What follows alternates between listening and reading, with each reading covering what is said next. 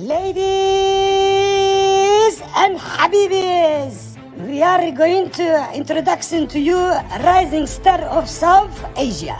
He is very well educated. He knows Islam and Christianity very well. He done what they said he can.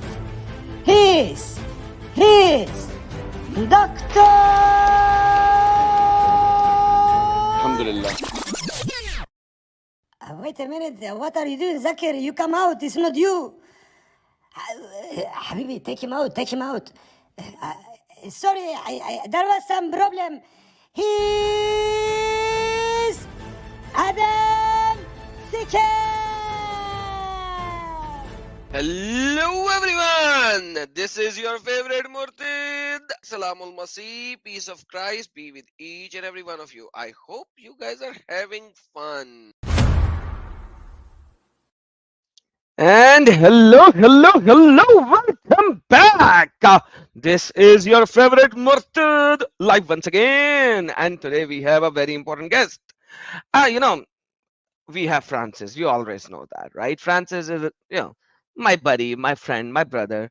Let me invite him first. Mr. Francis, how are you, brother? Peace of Christ be with you. Peace of Christ be with you, brother. Thank you so much for inviting me over. As usual, this common simpleton face is here. Awesome. Welcome, brother. Welcome. But today we have a very important guest and very, very important guest. But when two brown people are talking versus one white man comes up, the stream will tone down a little. So you guys have to bear with me with a toned down stream today but this guy has a lot of knowledge. He has knowledge, he has data. He is doing a great job from the last, I don't know how many years. I think the first testimony that I gave was on Steve Hussain Mashni's Facebook channel in the Facebook Live. The second testimony that I ever gave was on Eric's YouTube and his radio channel. Eric's YouTube channel is not that big, but he has a radio channel where radio broadcast happens.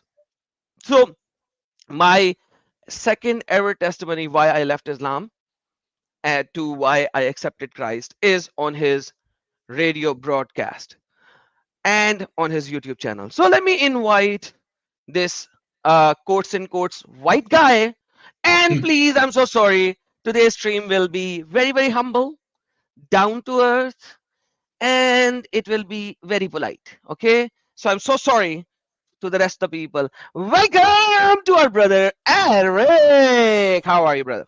Greetings. Hello. Thank you for having me on, Adam. I really appreciate it. Kufar Akbar. Kufar Akbar. Awesome. That's a nice introduction. I just love it. I say it every week on the show. Oh, yes. Oh, yes. By the way, guys, if you do not know Eric's YouTube channel, his YouTube channel is Cross and the Crescent. It's a very big name. What is the full name? Cross and the Crescent? It's the discussion group. Discussion group, right? Yeah. We're live every Sunday afternoon at 4 p.m. Central Standard Time. That's 5 p.m. your time on the East Coast. And we usually go for about 2 hours. We have panel discussions and we discuss everything Muslim and Christian on the show. And we don't pull any punches. That's why. Okay, that's why you do not get a lot of Muslims there, because you don't throw punches, man. You gotta throw punches. That's the reality. So that's why. Now today we have a very important stream, because we are going to talk about Sabeel. And one of the very important thing about Sabeel is that he is like you. He talks like white men. Very slow, very polite. He apparently looks very nice guy, but he's very deceptive when he says stuff. Okay. Adam, bit racist. Huh? Just tiny bit racist. This thing is racist. Yeah. The white guy thing is racist. No, brother, no. I'm brown. Just tiny bit. Okay, listen. You I'll can't tell you say. What, if you see me in July, I'm probably darker than you. No, impossible. I'll be darker than you. I'll be I darker can't than you. upload. You'd be surprised how dark I get. All right, I'm sorry. I'm the olive one. I'm the middleman here, so I am just like a bit white, brown, olive Brother, mixed. you have eye syndrome. You need to get your eyesight checks. If you call yourself olive, then I don't know what olive color is then.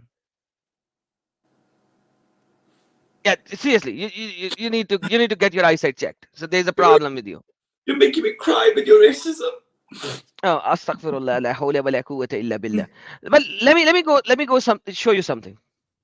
So let me tell you something. Let me ask you something. So Eric, if you go to a show physically and you are on the stage and you have mostly non-Christian people in front of you, especially Muslims and atheists, and you were there, you gave a speech, and now you said, all right, the mic is open. What will happen at that particular time? If I give a speech? Your speech is now done on stage. After the Okay. All right. Okay, I would probably start off with something on the lines of Aisha was 9.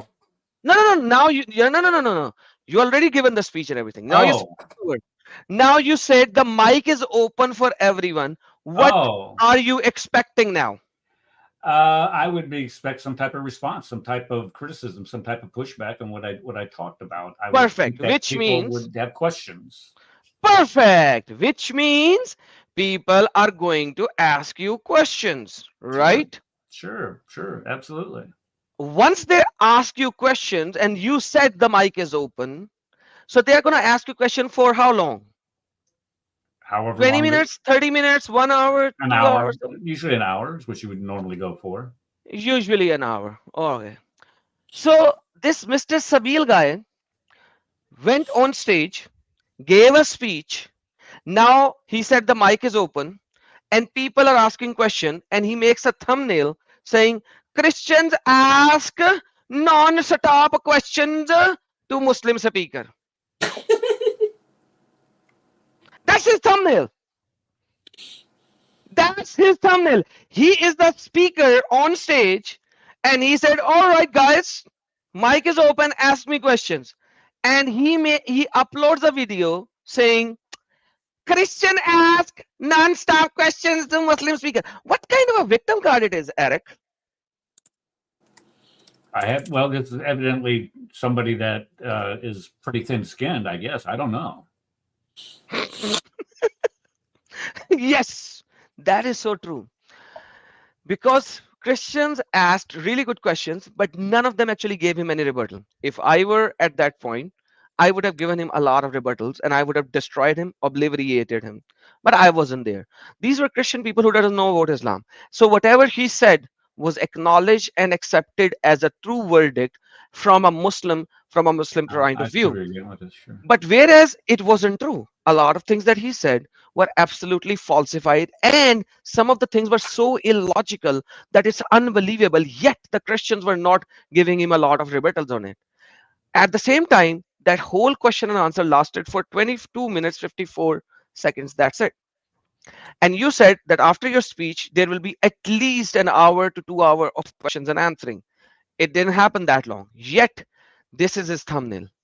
Imagine how much more deceptive one can be to promote his channel.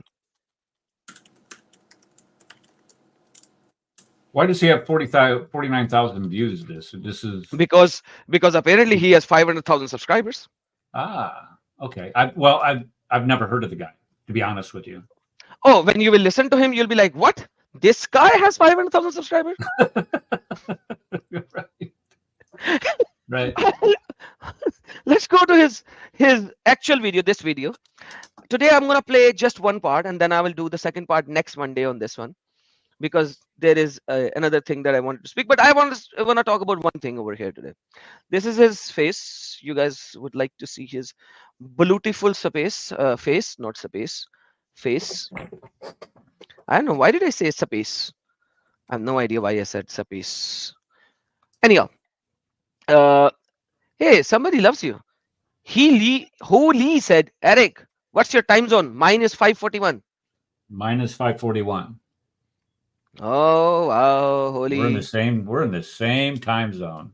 Kafiristan has no borders, baby.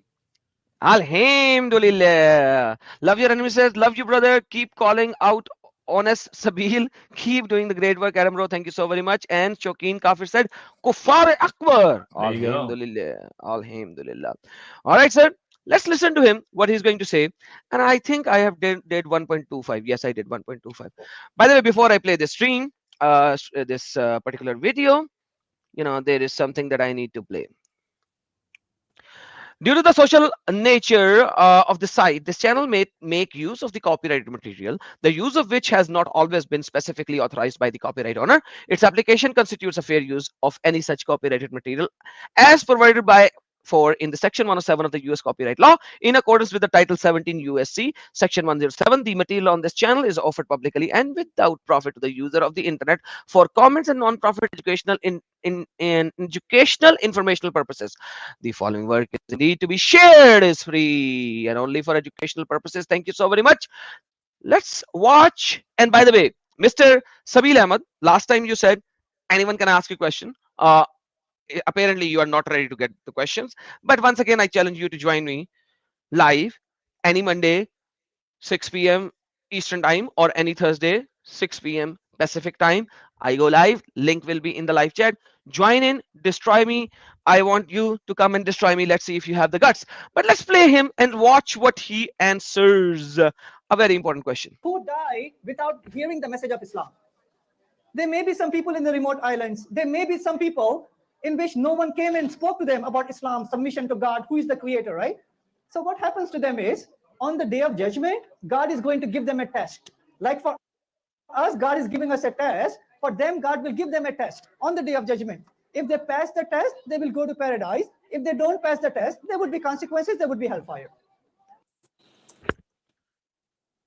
Eric, what would you say on this nice, stupid theory that he just presented? I would say that he's lying. And this is what you get. And I would first like to say that this guy looks like one of those characters we see in a Narnia film. I mean, there's just something not right about, when you watch the movie Narnia, there's just something not completely right about the way that people look. And this guy reminds me of that. But when we look at the way that you get into heaven, as far as Islam is concerned, this is just way too simplistic of an explanation. But I was watching the people in the audience. That's what I kind of want to cue in on. And I don't know how many different shots you have of this, or how many different shots of the audience that you have. A lot of these people, you can see that they have this glazed over look. Where is this taken at? Where this is this in a church? No, it's a Eid celebration something. I don't even know the context where he was at. It's probably not the church, obviously. That's a Eid celebration. The background is all about Eid. Okay, so he's okay. I really don't even know what to say about it. I mean, other than the fact that this is just prime example of people. Well,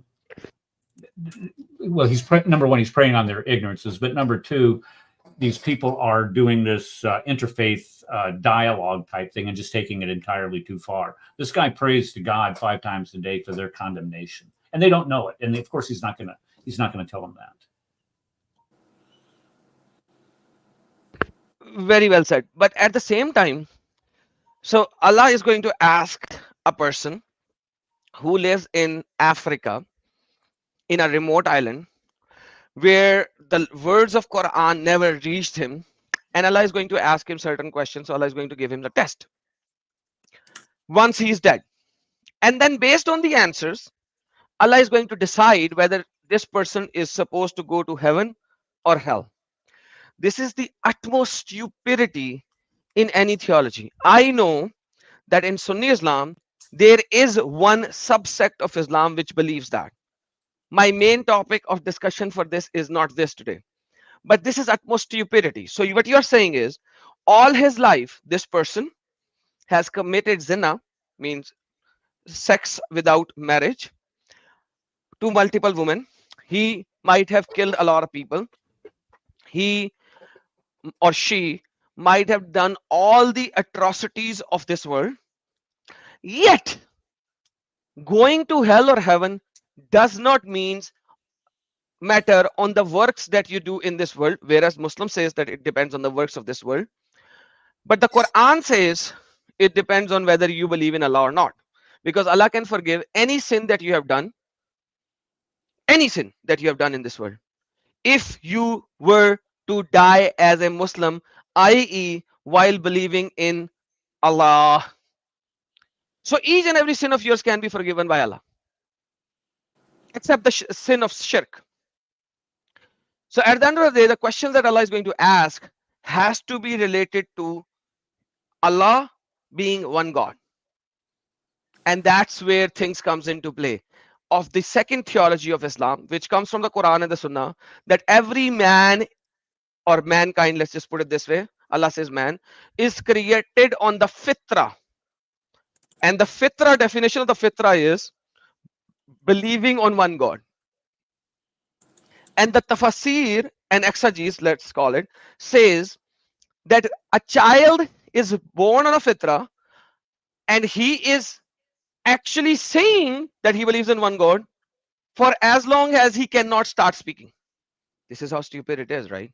Eric, so a child is saying there is one God, but until he cannot speak, brother. So how can you verify? We can't. I mean, this is exactly where this is where the difference in the theologies of Christianity and Islam run into each other. I'm not exactly sure the depth of what he's going to continue to speak on this, but it clearly tells us in Romans 1 that the law of God is written on our hearts. We know the difference between right and wrong, and he is going to judge us according to that law. That because the question always becomes, just like he's asking here, if a Christian, you find somebody that lives in the middle of the Amazon jungle that's never heard the gospel message, how are they going to judge? Are they going to go to hell because they don't believe in Jesus Christ that they've never heard about? Well, no, God is going to judge them based on the law that is written on everybody's heart. And if you're going to judge a child, what the child knows between right and wrong and what they did, number one, you can only hold a child that doesn't know the difference accountable up to a certain age. What that age is dependent upon the child, of course. But what you're saying, the scenario that you're drawing here is if you're saying that a child is going to be asked, give an account for your life, and then if you don't tell me what I want to hear, I'm going to send you to hell, is absolutely ridiculous. And it's silly in its core when you sit back and you look at it. I don't know how, and this is why when you first came on my channel and you were so forceful in I can't even remember who we had on there, and I tried to say you can't be forceful on these people. You have to have a dialogue at them. And then the longer and longer I've been doing this, I look back on it and say, you know what, Adam was right about that. You have to be forceful, because the ridiculousness, they can start their own show. The ridiculousness of this theology is easily exposed, especially in this case. Absolutely. And it's going to go into further issue. Let's play a little further and we'll play into this further issue. Check this out. Now, for those people who are aware of the message and who reject the message, what will happen to them? Good question, all right? Now, the analogy that I will give is, suppose all of your students in a school, and if the teacher gives some instructions, you know what? You have to come on time to class. This is the attendance policy, the assignments, the quizzes, the final. If you do all of these, to the best of your ability, then you will get a good grade. But if you deny what the teacher is saying, there would be consequences, right? If you don't come to class, no dress code, not doing the assignment, despite many warnings, obviously there would be consequences. Hello, I'm David Miliband. Sorry. Who's that? Sorry. Who is that? I don't know. It's An ad. It's a help for Gaza kind of an ad. So let's just skip that and let's go there. Okay, hold on. Another white Bringing man. back. Yeah. Another white man. In the same way, the Quran says in chapter 3, verse number 85, that anyone who rejects Islam consciously, knowing it, right, and follows a faith other than Islam, they would be the losers on the day of judgment. Well, there you go. So okay, back up 3 seconds. Can you back Yes. up 3 seconds on that? Yes. This guy? Yeah, look at the reaction of the people that aren't in garb, Islamic garb. They're just standing there listening to this. Oh, you're going to hell if you don't believe in Islam. They're like, oh, okay, yeah. Yeah. This is the problem with Christians today. I mean, when people are saying you don't, especially if this is in a church. How dare you? And if you back it up to the beginning of where he starts talking, I don't know if this is the pastor that's standing behind him on the stage, trying to get on the stage. It's an African back. If you back it up, hold on, right there. Right, go back. Right. Yeah, I'm trying to find it. Right there. Who is this guy? Is he? And watch what he does. You know, as soon as when he's saying these things, this guy's trying to walk up the stage. I don't know if he's trying to take the mic away from him or what the heck he's doing. Well, Eric, forget wherever it is. Like, but there are Christians present, and he just said that anybody who does not believe in Quran, the words of God, and he used the word God, not Allah. So if you'll watch all of his this video, Sabeel Ahmed never used the word Allah. He used mostly. Let me just not say never, because obviously I've watched it. Maybe he might have used it, and because my brain doesn't catch Allah so fast, because it's just such a common word that we use all my life that sometime I might have missed it. So let me just say, most of the time he used the word God instead of Allah. But now the problem over here is he wants us to believe what the Quran says, and Quran says one of the very important thing is they said that they have killed the Messiah or Christ, Jesus, son of Mary, but they have killed him not. Neither did they crucify him. But Allah created a deception. And I'm literally using the word deception, which you will not find in any other translation of the Quran. I am personally using this word because this is very important to read in the context of that particular verse. Now, why would Allah create a deception? Why? That's point number one. Point number two, let me finish my points. Why would Allah create a deception? Number two, how and why would you take a very important thing of the history, supposedly history, quotes and quotes, and say it never happened? Yes. You want me to answer those questions? Yes, sir. Okay, yeah, I can tell you exactly why this happens, because there is no Allah. This is a figment of Muhammad's imagination, and Muhammad's making this up as he's going along. He may have very well been inspired. He very well have been inspired by a demon or Satan himself, because if you think about what he says in the Quran, and this is, I say this quite a bit on the show, if you think about what he says in the Quran, he gives Christians so much. He says that, you know, Jesus is the Messiah. You say he's the Messiah. We say he's the Messiah. Jesus worked miracles. You say he worked miracles. We say he worked miracles. You say that he was born of the Virgin. We say he was born of the Virgin. You say he lived a sinless life. We say he lived a sinless life. He gives so much to the Christian. The Christians are like, oh, wow, this is great. Now, what are those things that Jesus did, or all those things that he gives you, have anything to do with your salvation? Nothing. The one thing, the very one thing that provides us an eternal salvation with God is what Jesus Christ did on the cross. The very one thing that saves your soul from hell, he denies.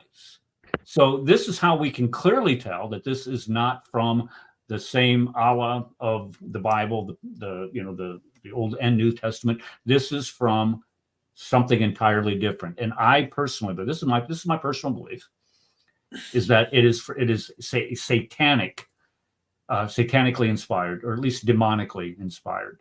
I think that when Muhammad was in the Hira cave, and we were talking about how Francis and his Jibril he gave him a good squeeze. I don't think that was I don't think that was Allah. I don't think that was an angel. I think that was a demon. Because if you compare that to all the other appearances of of angels in the Bible, the first thing they say is, fear not, do not be afraid, peace. They don't come up and give you a good squeeze and tell you to talk or repeat or regurgitate or whatever the heck it was. So this had to be demonic.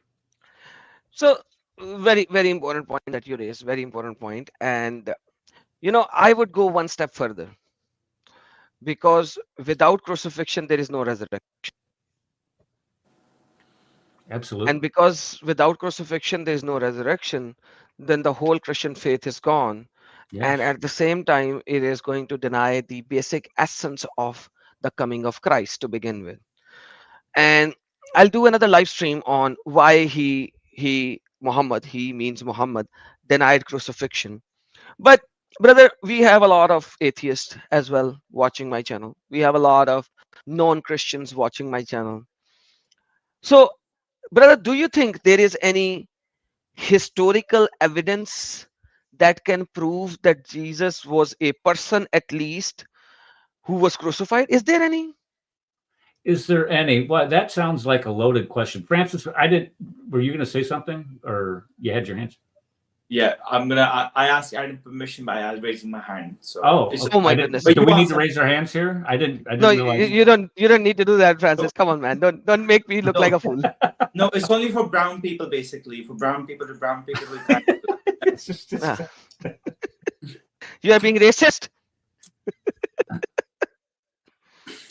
I do have to say, Muhammad goes in the cave and says, Jibril, where art thou, Jibril? Here to choke you, Jibril. So just... That's just okay. so wrong. But you basically destroyed my very important question right now. You do know that, Francis. By the way, before we go into the answer of the question, guys, if you have not subscribed to our brother Eric's channel, it's here. It's on the live chat. Let me just throw it again in the live chat. So please subscribe to Eric's channel. His channel is Cross and the Crescent discussion group, and he does live stream twice a week. Brother, what are 2 days? I forgot. One is Actually, Sunday. It's only once a week now. Adam, once I got doxxed, I backed it back to once a week. And it wasn't, I guess, I just kind of slowed things down after that big to do. Oh, I'm sorry, but you gotta do that again. So everyone will be doxxed, and that's how it is. This is the reality of Islam. I just received that threat that somebody wants to shoot my head day before yesterday, and yesterday somebody else wants to shoot my head, and I put it on my Urdu channel. So it's all happening. That's how it is. But brother, so once again, let's go back to the question. To everyone, and I don't want anybody who does not want to believe, because we don't work on believing. Like, believing comes much later. I believe in knowing the truth. Okay, knowing the truth is far more important than believing something, because if you know something, you'll believe it, right? So for me, it is very important to know that, can I rely on some history somewhere in this world which could say, yes, there is somebody named like Yeshua who was crucified? Is there any historical evidence present? Yes. As a matter of fact, I'm trying to. Can I share my screen here really quick? Yes, sir. Yes. Let me. Yeah. Okay. Bring it up. I have I've done 2 debates on this. I did a debate yesterday. If you want to go watch the debate on my YouTube channel, I'm not using the same PowerPoint today as I did yesterday. Yesterday, what I did was I've already established the fact that the crucifixion itself is a historical fact. It's about as historical as you could possibly come from. It is one of the most attested to events from antiquity. Yesterday, I went after the Quran, because the Quran makes the statement, and we're going to show that here in just a second. It says that Jesus Christ was not crucified. He was not killed. That is a statement of a historical fact. So yesterday, what I did is I went, if you want to go and watch that, I talked mainly about the historical errors that we find within the Quran itself. And it isn't just 1 or 2. And these aren't just minor errors. These are gross errors. We're talking about of exponential size in the number of years that they are. We're talking about being orders of magnitude, maybe 1,500 years on certain events. So if you want to watch that, you go ahead and hop over to my YouTube channel from yesterday. But this one right here, when we talk about how the historical method, or how historical facts are arrived at, you use what we call the historical method. And the historical method is where you go back and you talk to the people who are the earliest sources. And most people who do this type of work, let me just rephrase that. All people who do this type of work have arrived at the fact that Jesus was crucified. If you look at some of these people here, for example, Bart Ehrman, who is, may Allah be pleased with him, he is probably the hero of Muslims who go out and do dawah. They say Bart Ehrman says, Bart Ehrman says, Bart Ehrman says. Well, Bart Ehrman also says the crucifixion of Jesus by the Romans is one of the most secure facts we have about his life. John Dominic Crossan, who was in charge of the Jesus Seminar, look what he says. He says, absolutely for granted that Jesus was crucified under Pontius Pilate. Absolutely. Even that liberal screed that they put out. You look at the Jewish scholar Paula Fredrickson says that he was crucified. You look at even one of the skeptic scholar, I can't remember who the name was there. I don't have it on there. I apologize for that. But it is one indisputable fact.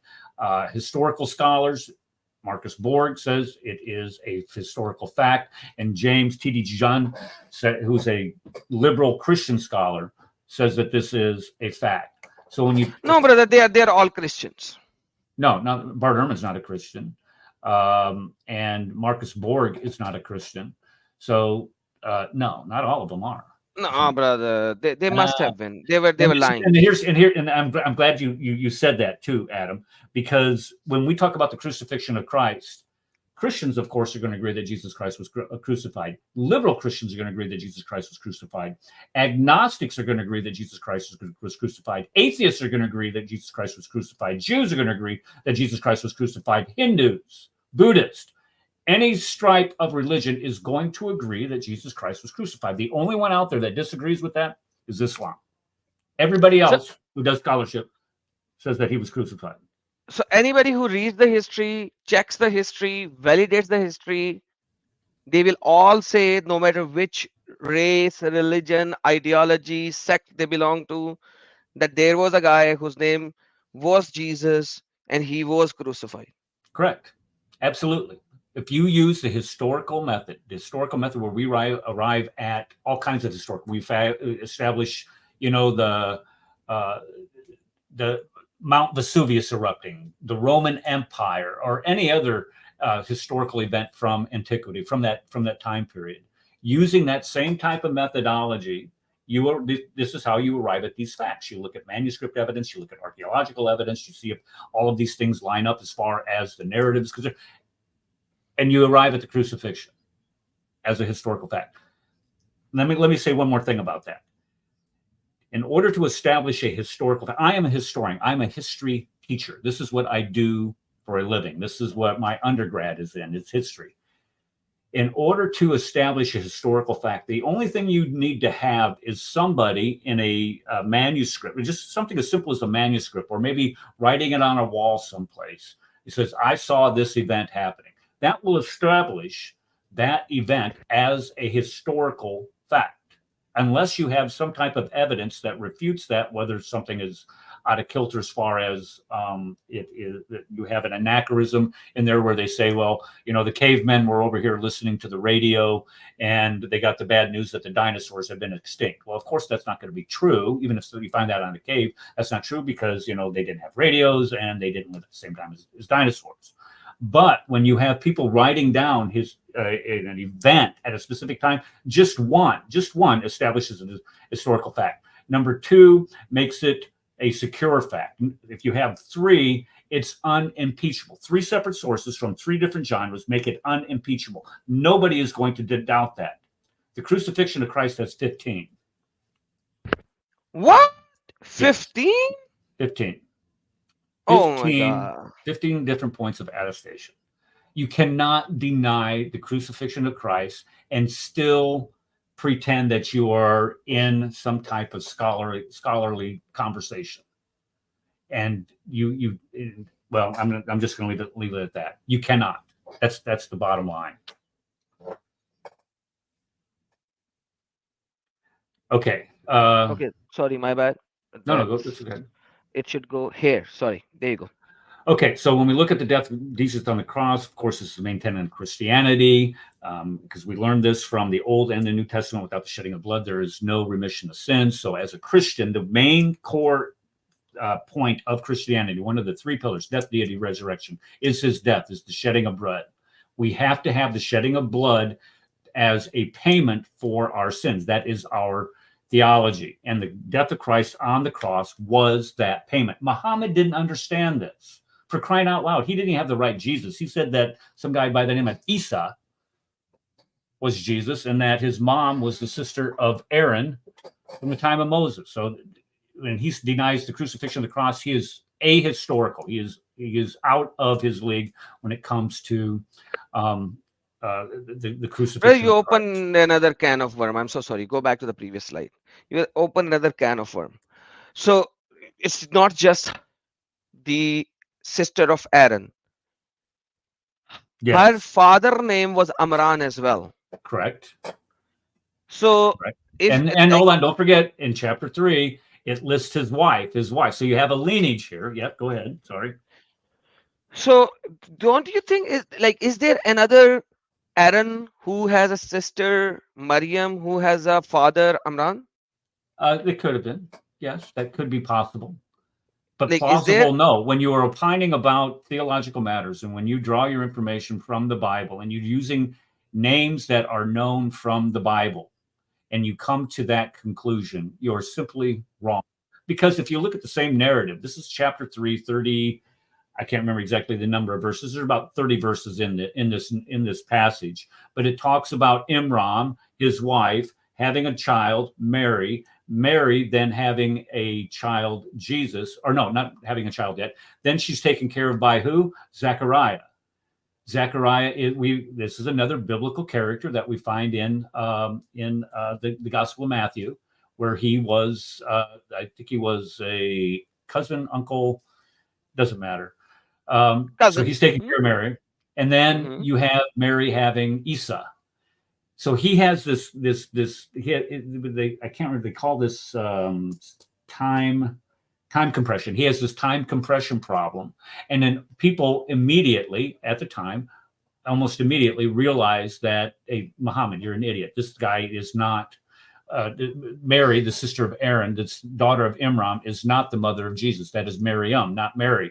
And so what do they have to do? This is when they come up with the hadith saying that, that you have, they used to refer to your sisters or your brothers or something like that as your relation. I was just using that as a euphemism in my speech, when the fact is that's not even true, because they used to call themselves sons and daughters, not sisters and brothers, which is completely different. So that part, that is another, again, this is another historical error. That is an obvious historical error that we find in the Quran. And as I said yesterday in the debate, that was one of the ones that I brought up that is patently obvious. There are all kinds of other ones, if you want to go that direction, but not really. But I wanna show something why this is very important to the people who does not know this. So Amran is the father. Let's go there now. So for whoever who does not know why this is very important, these three names are very important. If you go to Exodus chapter number 6 verse number 20, or you go to Numbers chapter number 20, you will see all of this, but I'm going to give you just one. And Amran took him Jehoshaphat, his father's sister, to wife, and she bare him Aaron and Moses. And the 3 years of the life of Imran were 137 years.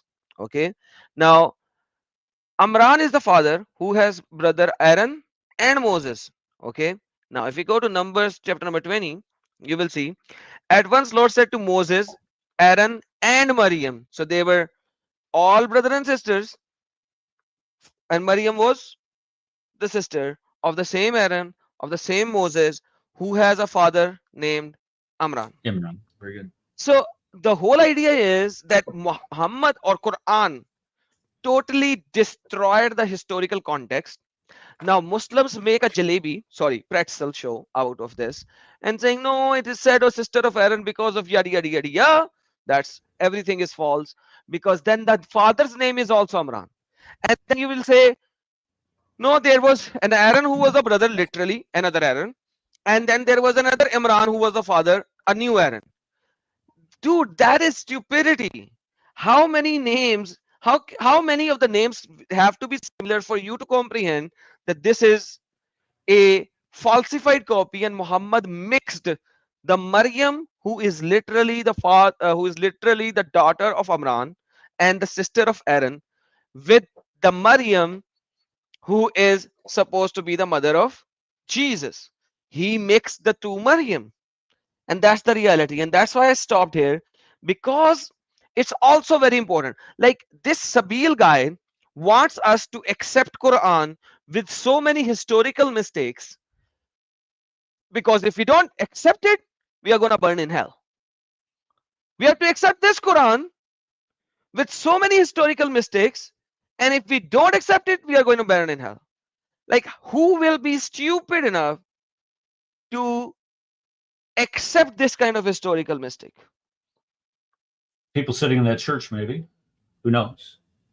There's two other points that I want to add to that, Adam, if I can.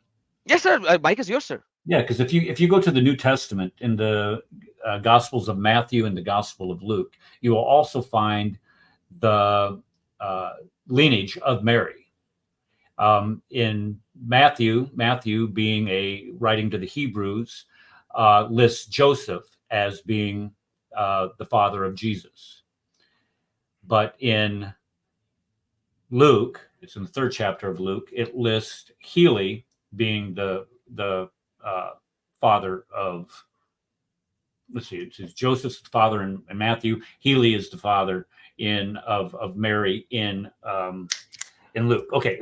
As it was believed to, it is in the bracket as well. So yeah, okay, this is a very common objection. Yes, please continue. Well, and the thing is that Luke is a doctor. He's going biologically, so he goes through the father of Mary, and Matthew, being a Hebrew, is going through the legalistic sense. So neither of those names is Imran. That's the point I'm trying to make. Number one. Number two, if you're going to try to say that Mary comes from the tribe or comes from Imran and Aaron and Miriam, you're also wrong, because that's the tribe of Levi. Jesus comes from the tribe of Judah. We know that Mary was from the tribe of Judah. So even then, it doesn't work out.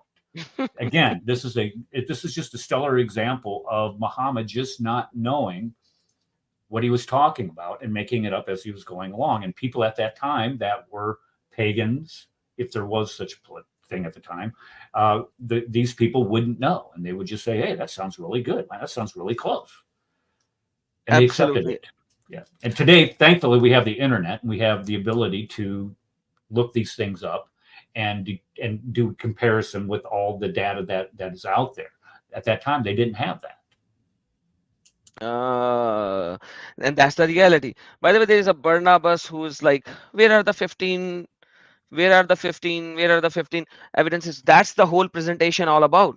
So if you wait and listen, you will get the 15 verdicts. Well, no. If he wants he was looking for the errors. Is that what he's asking? No. The 15 evidences of crucifixion of Christ. That's the whole presentation. Okay, that's in Bart Ehrman's book. I don't know if it's in Misquoting Jesus, but it's in one of his books. He lists 15. Bart Ehrman's book, Misquoting Jesus. So there you go. And by the way, we are showing some already. So watch and learn. Otherwise, go and search on the book. So that's the whole presentation all about. Let me see if he's a Muslim or not. Barnabas, are you a Muslim?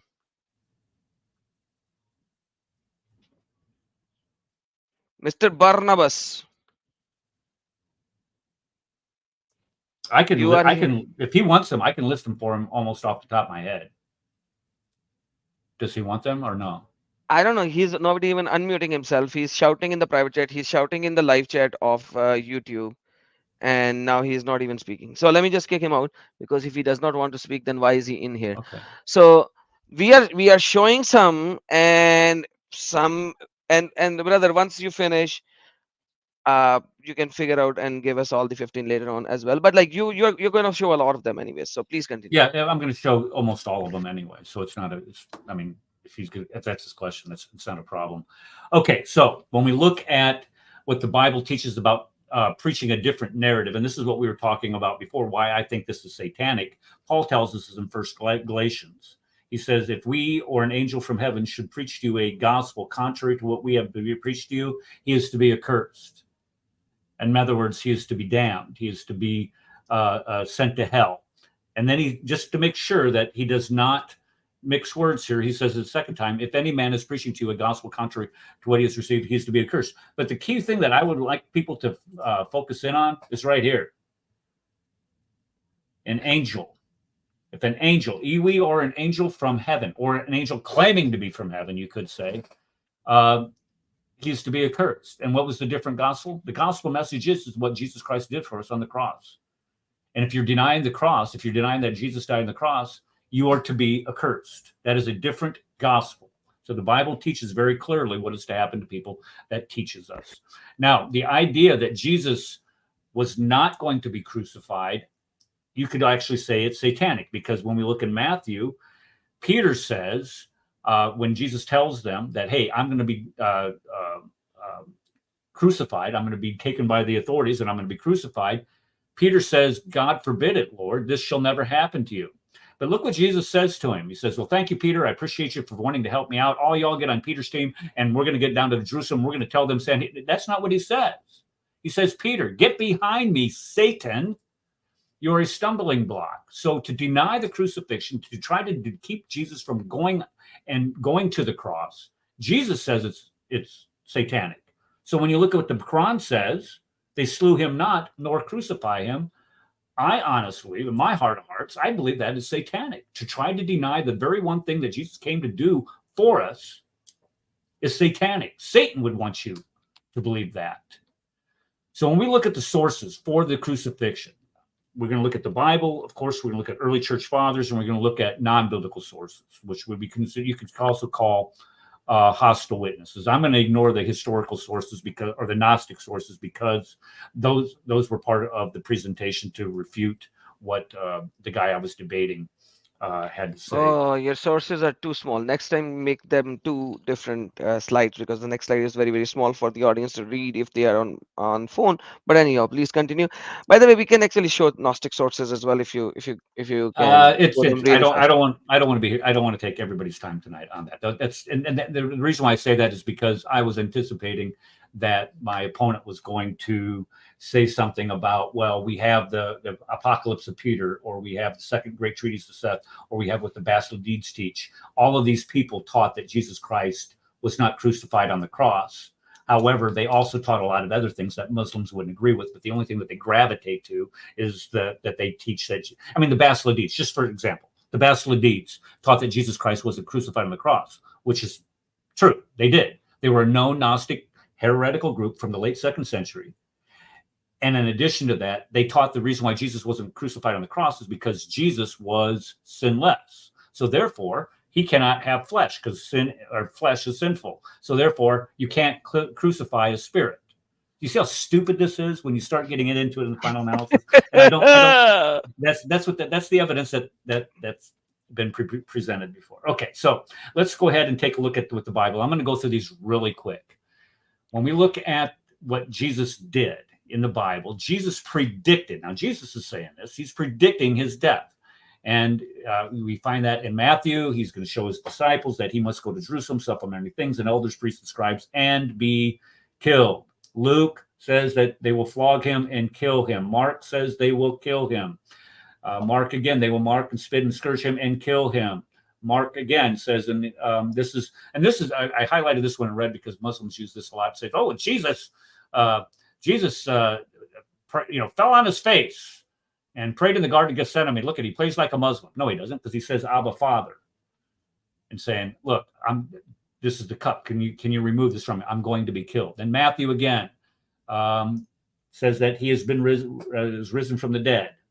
He's alive to deceivers after these days over. Right. Okay. And then you get into John. It says that, remember that he said that he was going to be raised from the dead. In order to be raised from the dead, you have to first be dead. Matthew again, so shall the Son of Man be 3 days and nights in the earth, meaning that he is dead. Matthew again says he gave up. This is where he dies on the cross. He gave up his spirit in Matthew. Mark says he breathed his last. Luke says he breathed his last. And John says he gave up his spirit. You breathe your last, you're dead. You give up your spirit, you're dead. What else does it teach? It teaches that he was crucified. It teaches that he is risen. Risen from what? Risen from death. He was be crucified. He is risen. More. God raised the Lord. Christ was raised from the dead. We are united in death. First Peter says, through the resurrection of Jesus Christ from what? From the dead. First Thessalonians, we believe that Jesus died and rose again. If the Spirit is raised from Jesus from the dead. In Romans, you go to what is that? Philemon. He says that the power of his resurrection. He was buried. He was raised from the dead. Now, this one I made and read also because this 1 Corinthians 15, 3 through 8, this is a creedal statement, known creedal statement within 2 years of the cross. When you start talking about early attestation, because you always hear the objection, well, the Gospels were written really late. No, they weren't. And I have a whole presentation that I could do on that. But the fact of the matter is that Matthew and Mark are in the early 50s, Luke late 50s, Acts in the 60s. It has Paul in prison, and John's written, the Gospel of John is written before 70 AD, because John in his Gospel says, now, chapter 5, verse 2 says, now in Jerusalem there are these porticos by the pool of Bethesda, and we know those were destroyed during the Roman siege of Jerusalem in 67 to 70 AD. Again, more of this. This is First Peter saying there's a resurrection of Jesus Christ from the dead. So as you can see, the Gospels, the New Testament teaches all over the place that Jesus was crucified, died, and was raised again. It's all over the place. You cannot get past what the Bible clearly teaches. It's even in the Old Testament as well. You just can't say the New Testament. So there are so many. We need to go beyond the Bible, because obviously, the person who does not believe the Bible, like, for example, Mohammedans, right? Does it Okay. matter? Right? Let's Sure. go a little beyond the Bible, because Christians already know the Bible has so many verses that we can, if we start speaking about those verses, I think it's going to take us like good 1 hour, 1.5 hours to speak about all the verses very easily. Oh yeah. If we sat there and analyzed each of those verses, it would take way too long, and we don't have that type of time. And I put people to sleep. It'd be like one of my classes. Would you please hurry it up?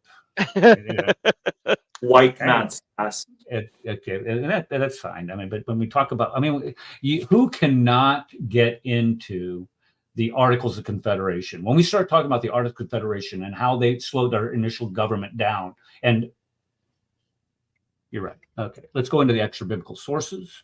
The extra biblical sources begin with the Jewish Talmud. The Jewish Talmud, if there was any group of people out there that wanted to dispel this idea that Jesus was the Messiah, and they were going to do it by claiming that he did not die on the cross, it would be the Jews. But the Jews said that Jesus was the one who hated him the most. Right. And it wasn't just hating him before his death, it was hating him and his apostles after his death. If you go into the books of Acts, this is one of the things that I'm teaching at our church for the past quite a few Sundays. Anyway, you can go in there and you can see how the Sanhedrin had this burning desire, Saul of Tarsus among them, to stamp out what these people were saying about their precious little faith, about their precious little temple. But they hated him. And we find this in the Jewish Talmud. And it says on the eve of Passover, Jesus was hanged. Now, it says, okay, he was hanged. A lot of people have this hang up with, no pun intended, with it saying that he was hanging. It doesn't say he was crucified. If you go to Galatians 3:13, if you go to Luke 23:39, it uses the same type of phrase. So you have the Jewish Talmud, a hostile witness, saying that Jesus was crucified. You have Tacitus, who was a Roman historian.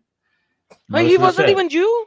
He wasn't even a Jew. And if he messes up history, you know what happens to Roman historians who mess up history? They go on the cross as well. Yeah, they can meet their end right there with it. So this Roman historian, if he won't write the history correctly for the punishment that his bosses gave, if he won't write those history correctly, he will also be on the cross. What does he write, brother? Well, he says that Nero, who was the emperor at the time, fastened the guilt on a class of people hated for their abominations, which was the refusal to worship Nero as a god. And they were called what? They were called Christians.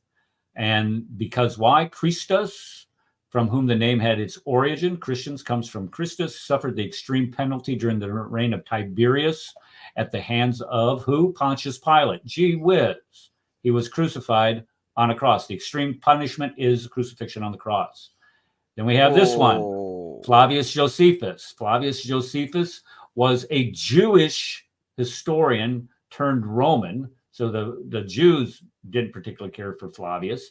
But notice what it says here. It says, Pilate condemned him to be crucified. So here you have a secular historian that is not a follower of Jesus, says that Pilate condemned him to be crucified. And I know, I've heard it. So before anybody gets in the chat or comes and says, wait a minute, it says he was a wise man. And if you call him a man, and all these flowery type of descriptions of Jesus, and we have evidence that much of this, or not much of it, but some of this are interpolations or redactions back on what Flavius Josephus wrote. But we do have a document in the Arabic language, oh, by the way, that leaves out all of these flowery references to Jesus and come from the histories of the Jews from Flavius Josephus. And guess what it does say? It does say Pilate condemned him to death. So here you have a third reference to the secular reference to the death of Jesus. Lucian of Samosata. Here you have a Greek satirist who hated Christians. And notice what he said. They really hated Christians? He hated Christians. If you look at, well, let's worship a man to this day, the distinguished personage who introduced this new, cult, was crucified on that account. You see these things, misguided creatures. So you can hear this hatred for them oozing out of his language. Misguided creatures, cult of Christians, the Christ was crucified. Yes. So full hatred. So even the people who hated Christ from their guts, who will abuse Christ, even they cannot deny about the crucifixion as a historical evidence. Man, that is crazy. Yeah, look at it. It says they dare to deny the gods of Greece and worship who? This crucified. A crucified sage. So here you have another secular So they source. deny the gods of the Greek and worship the human who was crucified. Wow. So this account not only proves the crucifixion of Christ, but rather proves that he was worshipped as God. Yes. Yeah, that's what they're saying. And then worship. They worship the crucified sage. The secular source, you can call Lucian what we call a hostile witness, writing this, and this is the middle of the 2nd century, and so this is what they're dealing with, and this is what they know from those around there. Mara bar Serpion, who's referenced as a wise king. Now this is 52 AD, and notice what advantage the Jews gained from executing their wise king. Now, this was taken from, or we find this in the writings of, let's see here, I can't remember, I think Julius Africanus writing in, see, this is how you do the history. We have writings from Julius Africanus. We don't have Mara bar Serpion's writings. And also Muslims don't have the writings of Ibn Abbas either. You find that with... or even the Quran. So continue. Even more importantly, yeah.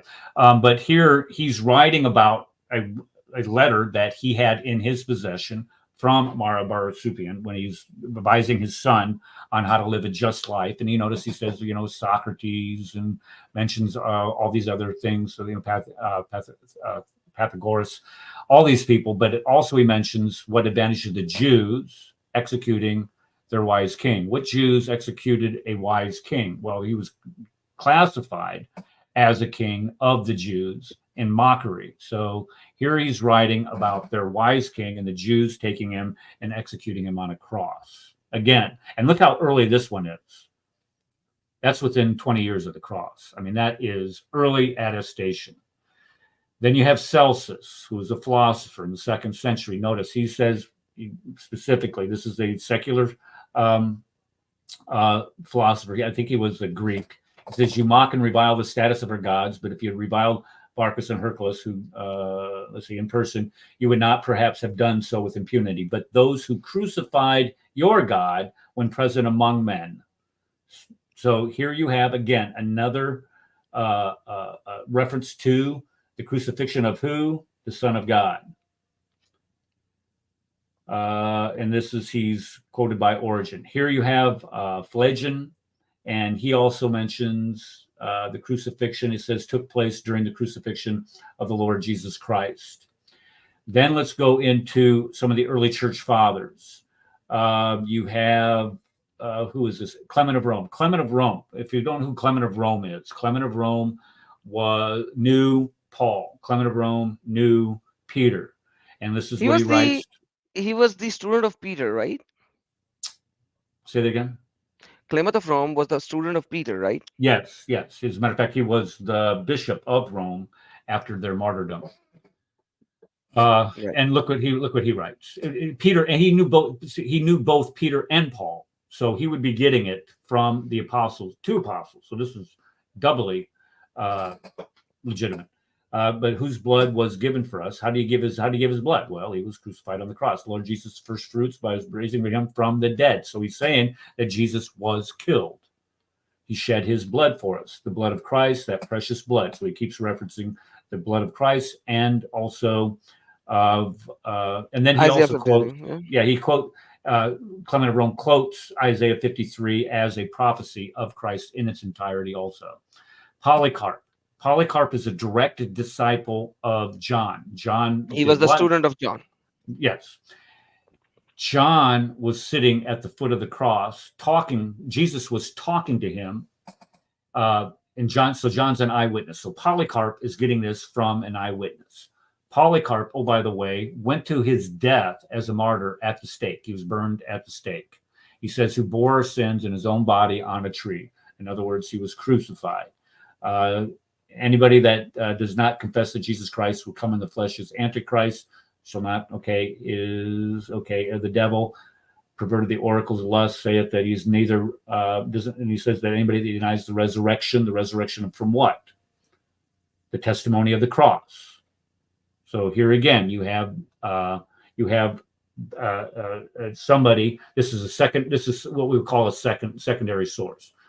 John being a primary source. Here you have Polycarp being a secondary source. Then you have Ignatius. Ignatius knew both Peter and John. Ignatius says that having been nailed, as it were, to the cross of the Lord Jesus Christ. Ignatius also says his cross and death and resurrection. Irenaeus. Now the thing with Ignatius. Now Irenaeus is a heretic, no? No, Irenaeus. No. Irenaeus. As a matter of fact, when we look at Ignatius and Polycarp reference all 4 gospels, or no, three of the 4 gospels. I'm sorry. You get to Irenaeus. I mean, when we start talking about early attestation, and because another argument that always comes into play here is the canonicity of the Bible. When did we arrive at the canon? We had all these other books.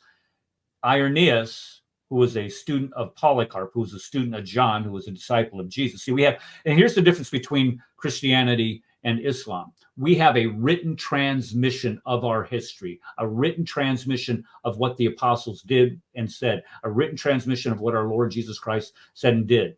We don't have a 240-year oral tradition that is embellished and inconsistent with everything else.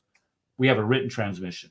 Irenaeus had all kinds of disciples follow him. I had all kinds of people come after him, to include Justin Martyr, I believe Tatian, who wrote the Diatessaron, Hippolytus. All these people come after Irenaeus, but Irenaeus did a huge amount of writing. And notice what he says. This is the king. They placed the charge over his head. Who? Jesus on the cross, the King of the Jews. And then a disciple of his, Justin Martyr, says that he was crucified under Pontius Pilate, was crucified and put to death, Jesus himself. And Justin Martyr writes all kinds of apologies for the crucifixion of Christ and Christianity itself. Quadratus, again, an early church father, and I talked about the Gnostic sources. Now, when we look at the extra biblical sources denying the crucifixion, which was the cross. So we ask, the question becomes, which gospel is that? Well, in 7:157, what does it say? It says that is with them. Well, which gospel did they have with them in the 7th century? And also, there's a surah, you would probably know this off the top of your head, where it says that the gospel is used as a guidance and light.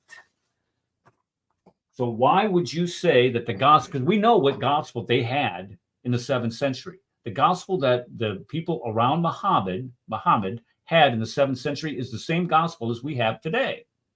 How do we know that? Because we have manuscripts of gospels that predate Muhammad by 2 centuries in complete Bibles, that the Sinaiticus, the Vaticanus, all these predate Muhammad by 200 years, and it's the same gospel that we have today. So when he's saying the gospel that is with them, we're going to find Muhammad in there, which we don't, but it's in the same gospel that is with them. We have that gospel. So you cannot let them get away with that. And then lastly, so what happened? The question is what happened? Well, you could say that he was substituted. A lot of people say it was Simon the Cyrene. Some people say it was Judas Iscariot. You're not going to get this is like citing the Injil for everything.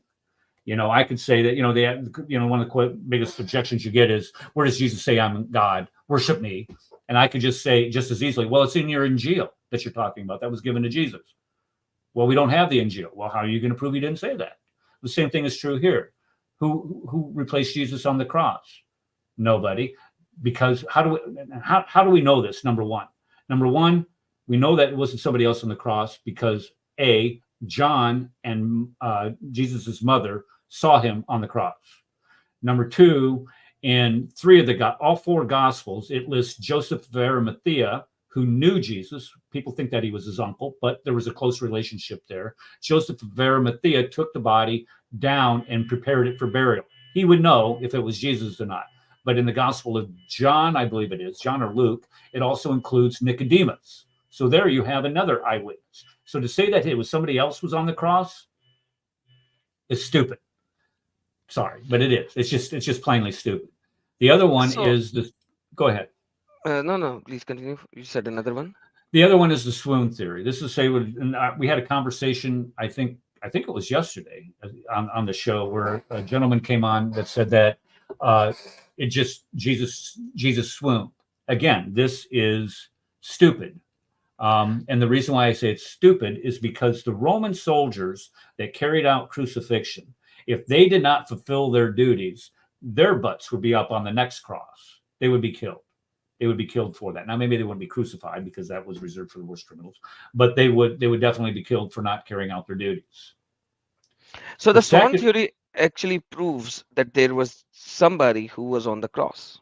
If you accept the Swan theory, then you are actually saying that Allah is the biggest deceiver in the history of all deceivers. Right.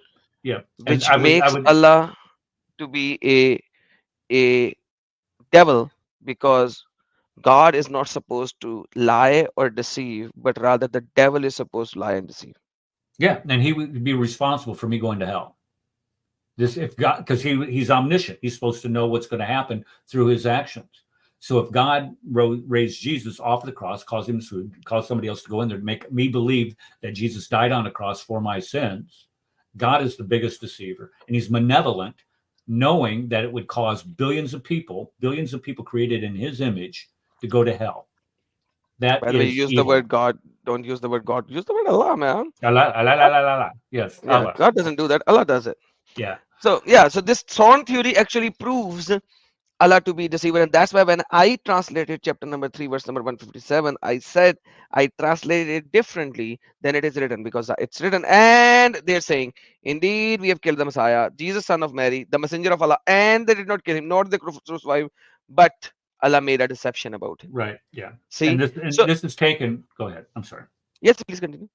No, this is taken straight from the Great Treatise of Seth, Second Great Treatise of Seth, which is a known Gnostic work from the Nag Hammadi library found in the late 3rd century. We know where this story came from. Oh, So it isn't like it's any big secret. So it's also a copy paste from a Gnostic writing. I know you're shocked, but yeah, and I've also done See, this is why people need to come over to Cross the Crest, because we talk about this kind of stuff all the time. We talk about how the Quran is all kinds of different plagiarisms within the Quran. If people would get this book right here. Wait. There you go. Now show. Okay, yes. This is William St. Clair Tisdale, the original sources of the Quran. As you can see, I've spent quite a bit of time in this book, and it talks about where all of these stories that are in the Quran came from. You have even the one most often cited where it states that if one man saved a soul, if killed a man, he's killed all mankind, saved a soul, would save all mankind. That's from Talmud. It's a Midrash Sanhedrin 9.5. Yeah, we know where it came from, and it's verbatim. We know where the story of the raven burying the body comes from. That comes from the second, infancy gospel of James or something. We know where these stories come from, and that is just this crucifixion, this swoon theory, or this substitution theory. Specifically the substitution theory, we know that comes from the Second Great Treatise of Seth.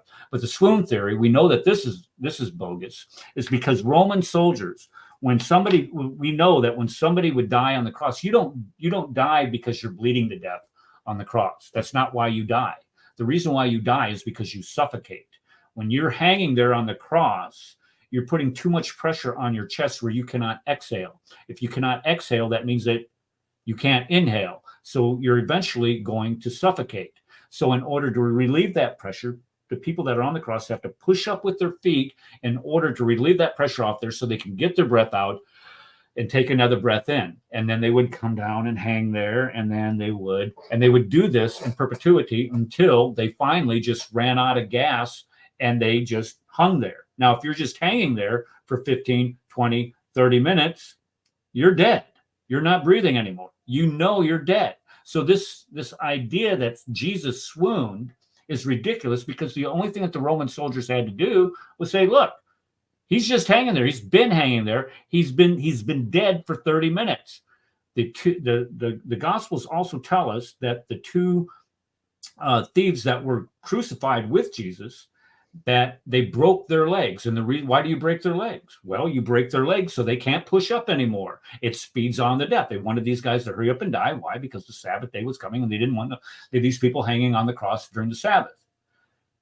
So when we think about what they did to Jesus, did they break Jesus's legs? Well, why not? Because he was already dead. And so instead of doing that, in order to verify, in order to do the death, what they would call the death blow, is they ran a spear through his heart.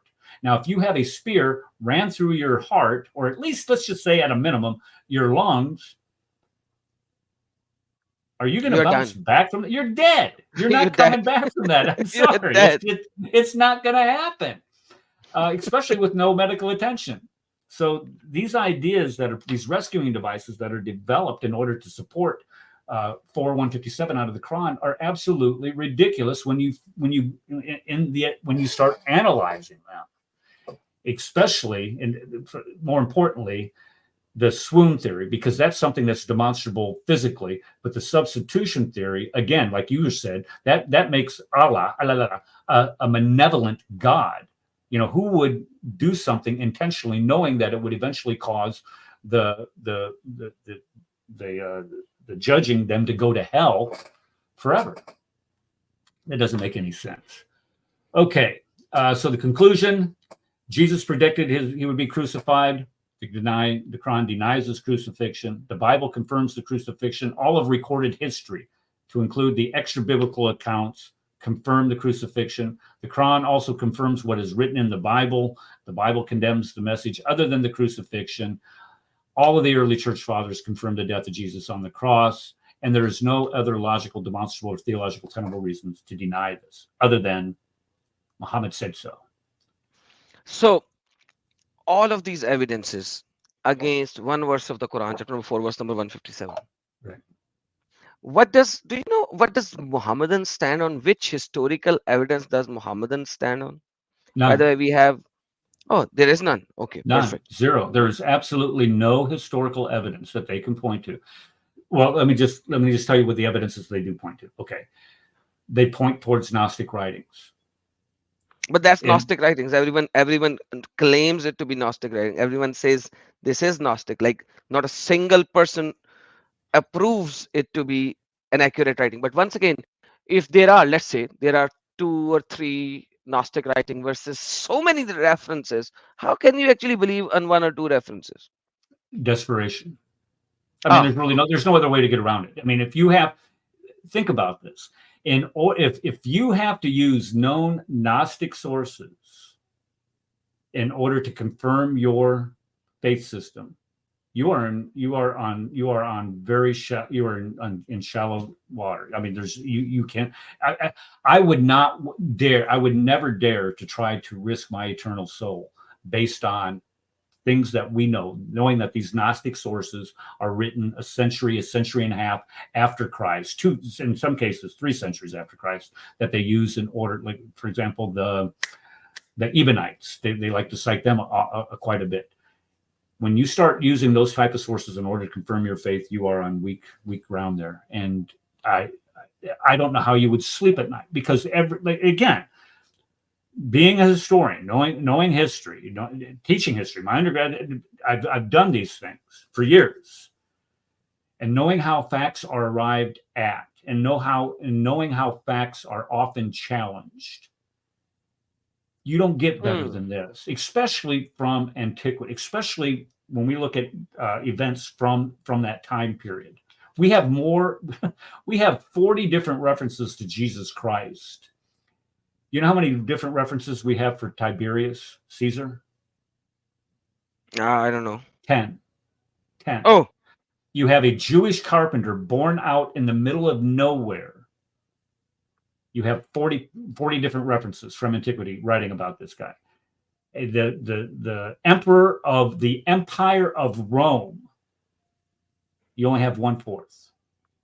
That should tell you something about the history of Christ, and how much history that we have pertaining to him, and the mentions in history. And I didn't even list the references that we have that just reference Jesus himself and some of the things that he did.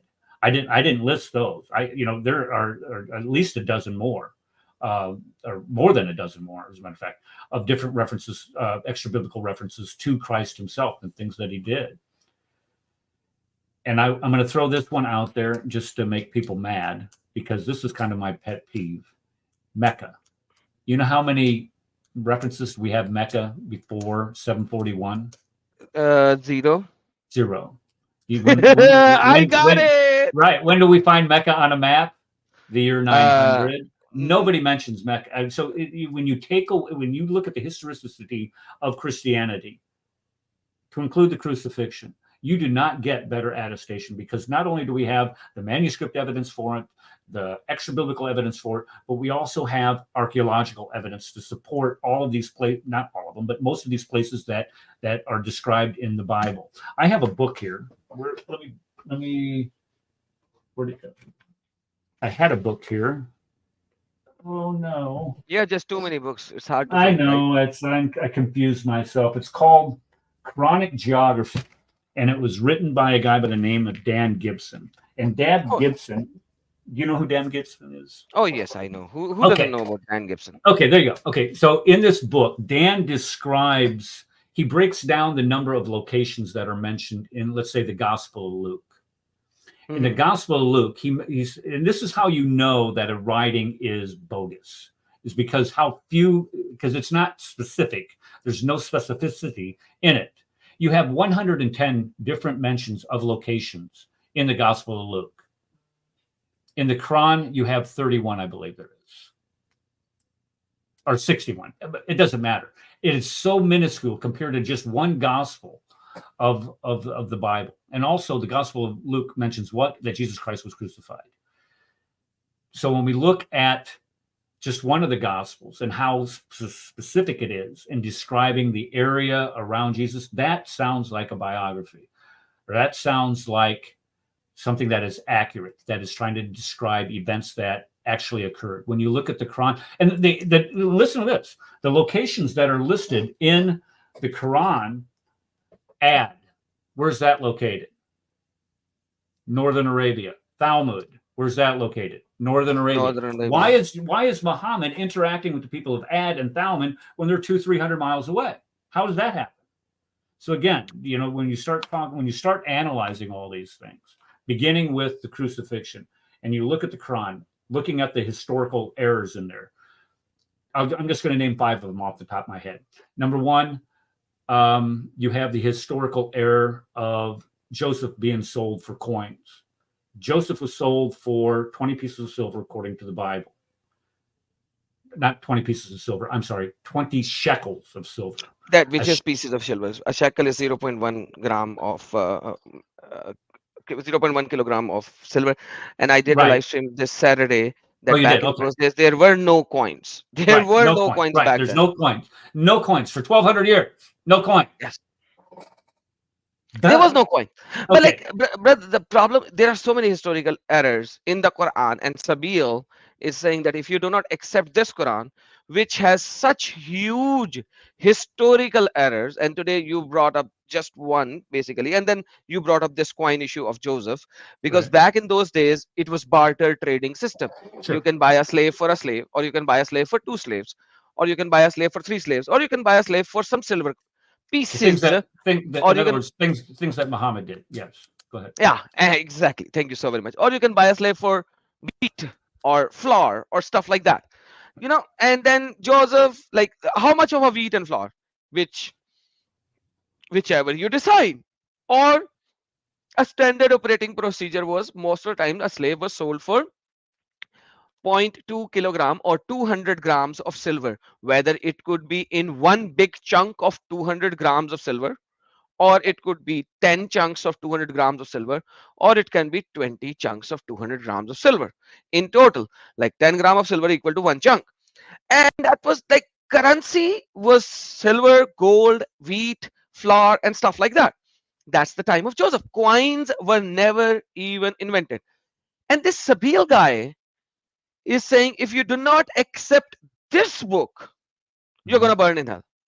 Like, what is the credibility of this book that I will go to hell by not believing in this book, which has so many errors, historical errors and archaeological errors, like no Makkah, like you described. There is no Makkah in that time. Like, how many of the errors do you have to have, Mr. Sabeel Ahmed, that you will accept and acknowledge that this is a falsified document created around the 9th and 10th century, and we have to believe this even now? The biggest miracle of this book is that people who has brain, education, knowledge, and they still believe in this. That's the biggest miracle of this book.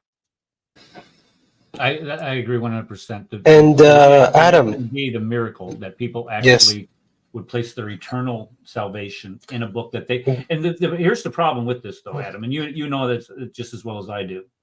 Are you allowed to question the Quran? Are you allowed to do that? Not really. You can question, yes, but as soon as you question something, a red line comes really, really, really fast. Okay, so you cannot provide any type of textual criticism. Not at all. Serious you want a person to be dead? If you want to do serious textual criticism, come on, man. Yeah, so you know this much better than I. Yeah, and this is why people believe it wholeheartedly, because you believe it. By the way, guys. Yeah. No, your voice is too loud. Can you please reduce your microphone and let me introduce you as well? We are our brother ex-Muslim Mikhail. Ex-Muslim Mikhail is a Arabic ex-Muslim from the Middle East, and he and from Saudi Arabia. Okay, you want to say it exactly? Please continue. So now your voice is good, please. Okay. Sorry, guys. It's just that my mic is, Satan was been urinating on it for a very a long time, as you can see. So that's why there's some issues. You know what I'm saying? Anyway, I apologize for raising my voice. It's just that I want to add just one more small thing. You see, guys, you are so wrong. Like, you see, you guys are not being honest. There is a miracle. Yes, there is a miracle in Islam. And do you know what is the miracle or the evidence of the prophethood of Muhammad? That he has a mole in his back. That is the biggest evidence. You guys need to question yourselves. Okay, that mole is a holy mole that was in his back, and that is a proof that he's a prophet of God.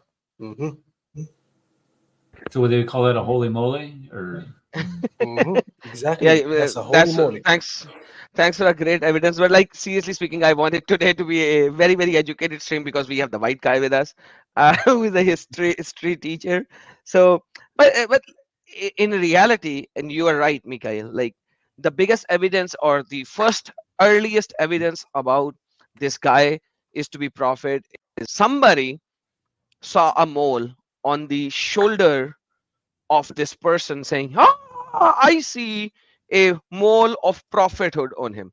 Like, man, that is, like, I don't know, the person who was writing this and the person who listened to this for the very first time, how stupid you have to be to accept this as an evidence that somebody saw a mole saying, I saw the mole of prophethood on him. Like, sometimes I want to bang my head on a wall saying, how can you even believe this thing?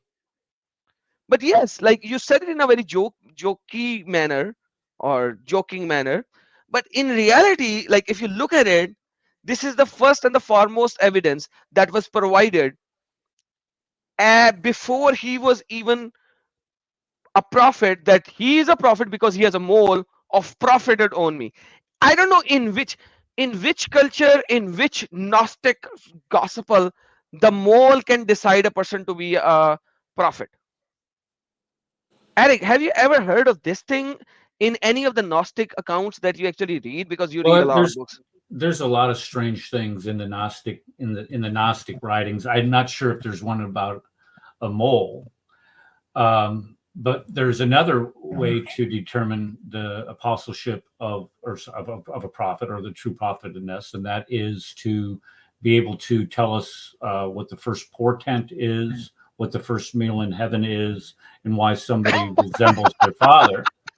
And we already know what the answer to that is. And we don't even, because every time you talk about this, and I always make this joke on the show, every time that we start talking about the things that Muhammad did, I feel like I have to go out and do some type of voodoo after I get done, because I just feel so unclean from discussing this guy's personal proclivities. And brother, you'll remain unclean because you do voodoo, not vadu. That's the problem with you.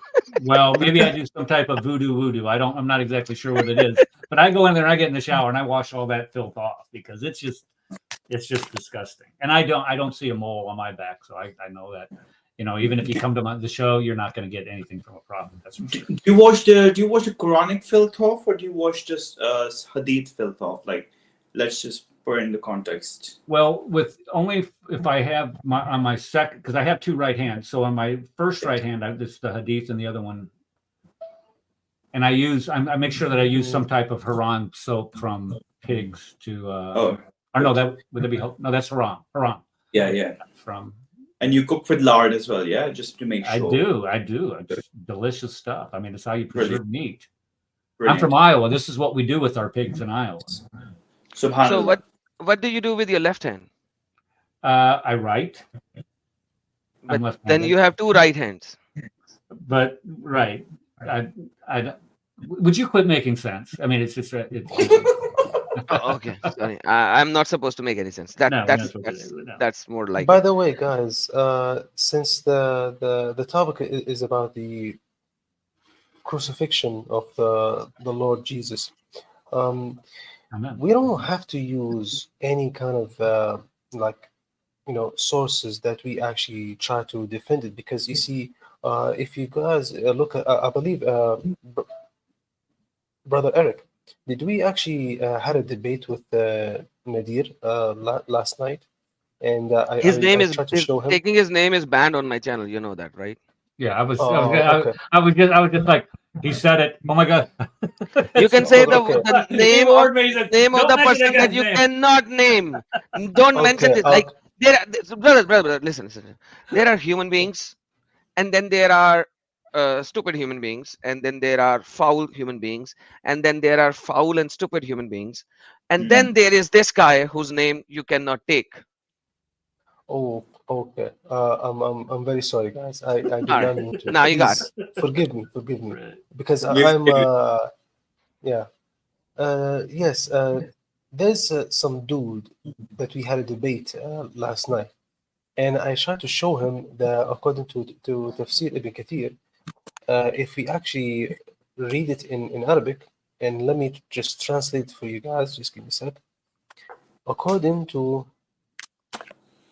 according to Tafsir al-Bukhari, he said that that the scholars actually they had disagreement about the crucifixion, and one of them actually confirms that the word mutawaffika, which is in the Arabic language, actually says that Muhammad bin Ishaq عمن لا يتهم عن Wahab bin Munabbih, he said that Allah made him die for 3 days and then resurrected him and then brought him back to him or to himself. So this is actually a confirmation that according to their sources, guys, that Jesus did die for 3 days and then he got resurrected. You know? Yes. وإذا So, brother, قال الله يا عيسى إني متوفيك. Yeah, go ahead. yeah, you're absolutely right. This is one of the opinion. And once again, if you read this word, chapter number 3, verse number 55, that you're speaking about, is qala Allahu ya Isa inni matawafika wa rafiaka. Now, the problem in this verse is that the verse clearly says matawafik, which means death, to kill somebody in reality, not just death, to kill somebody. But you need to understand the Islamic scholar. So, another opinion on this verse is that here matawafik actually means munimuka, means put to sleep. Now, I don't comprehend how Allah could have used the word munimuka here, but Allah did not use the word munimuka, which means put to sleep. Whereas Allah actually used the word mutawafiq, and suddenly mutawafiq becomes munim. And I'm fine, but this is how they deceive their people, by putting multiple opinions on the most clear verse and the most clear words. Right?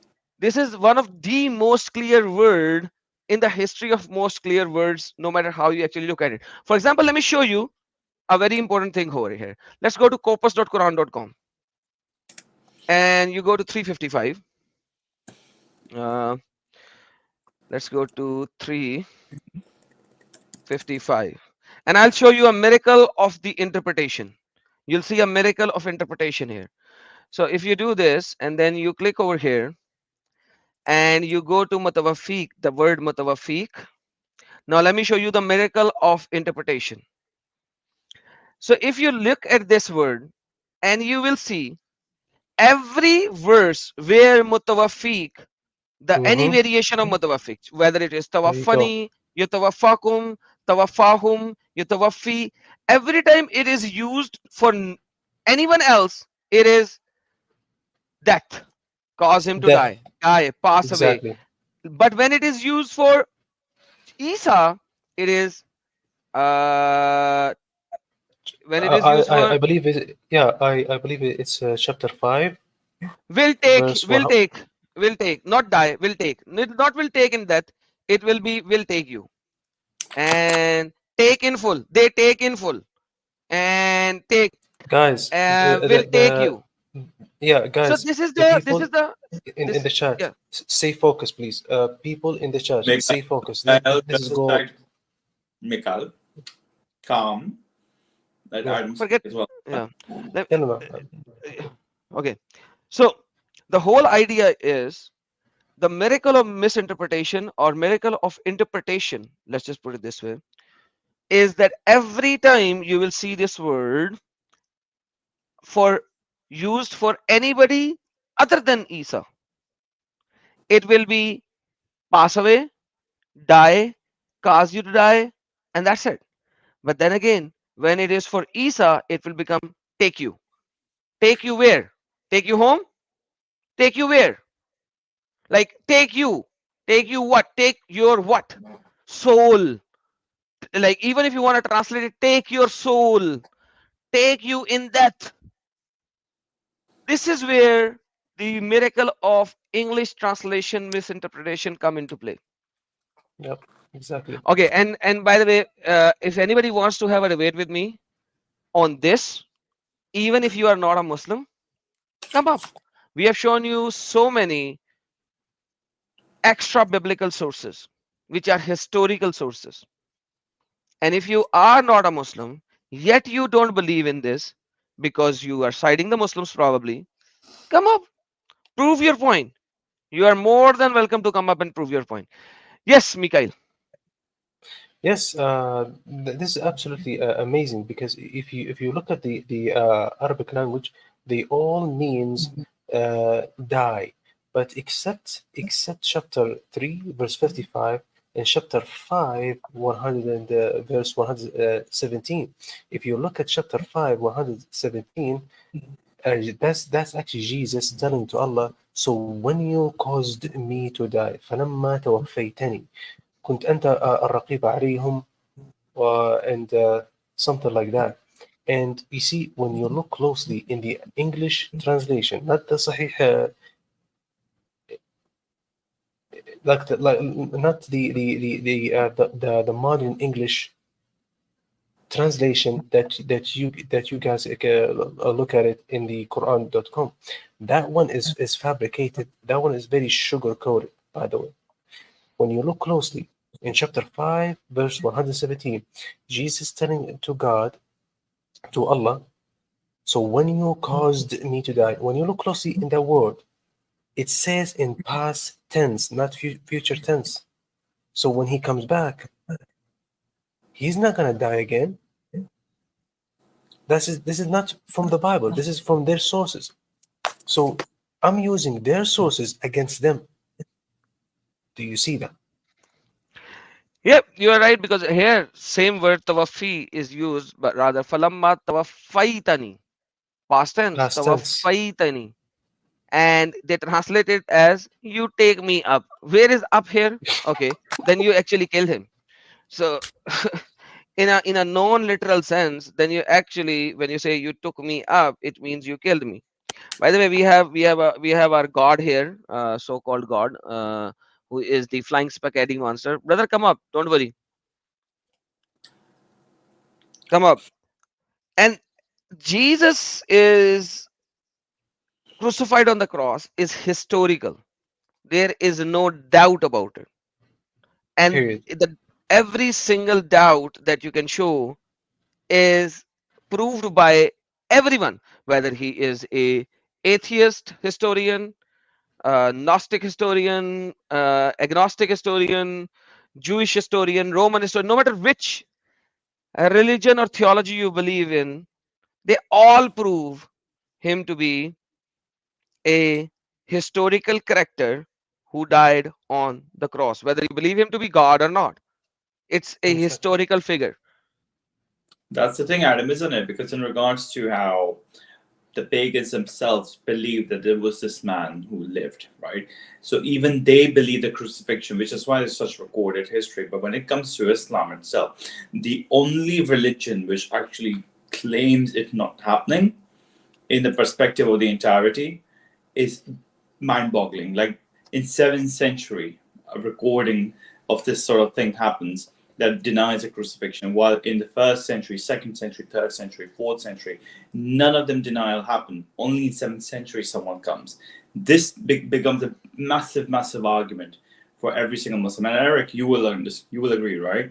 Oh yes, yeah, I would agree that there, because I was on in a chat room one night. I think it was on Clubhouse or something like that, and we were discussing the crucifixion. And again, the only thing that was being brought up in order to refute the points that I was making were these Gnostic sources. There are no credible sources, just as you said. There's no credible sources that predate the 7th century. Oh crap! Eric just got raptured.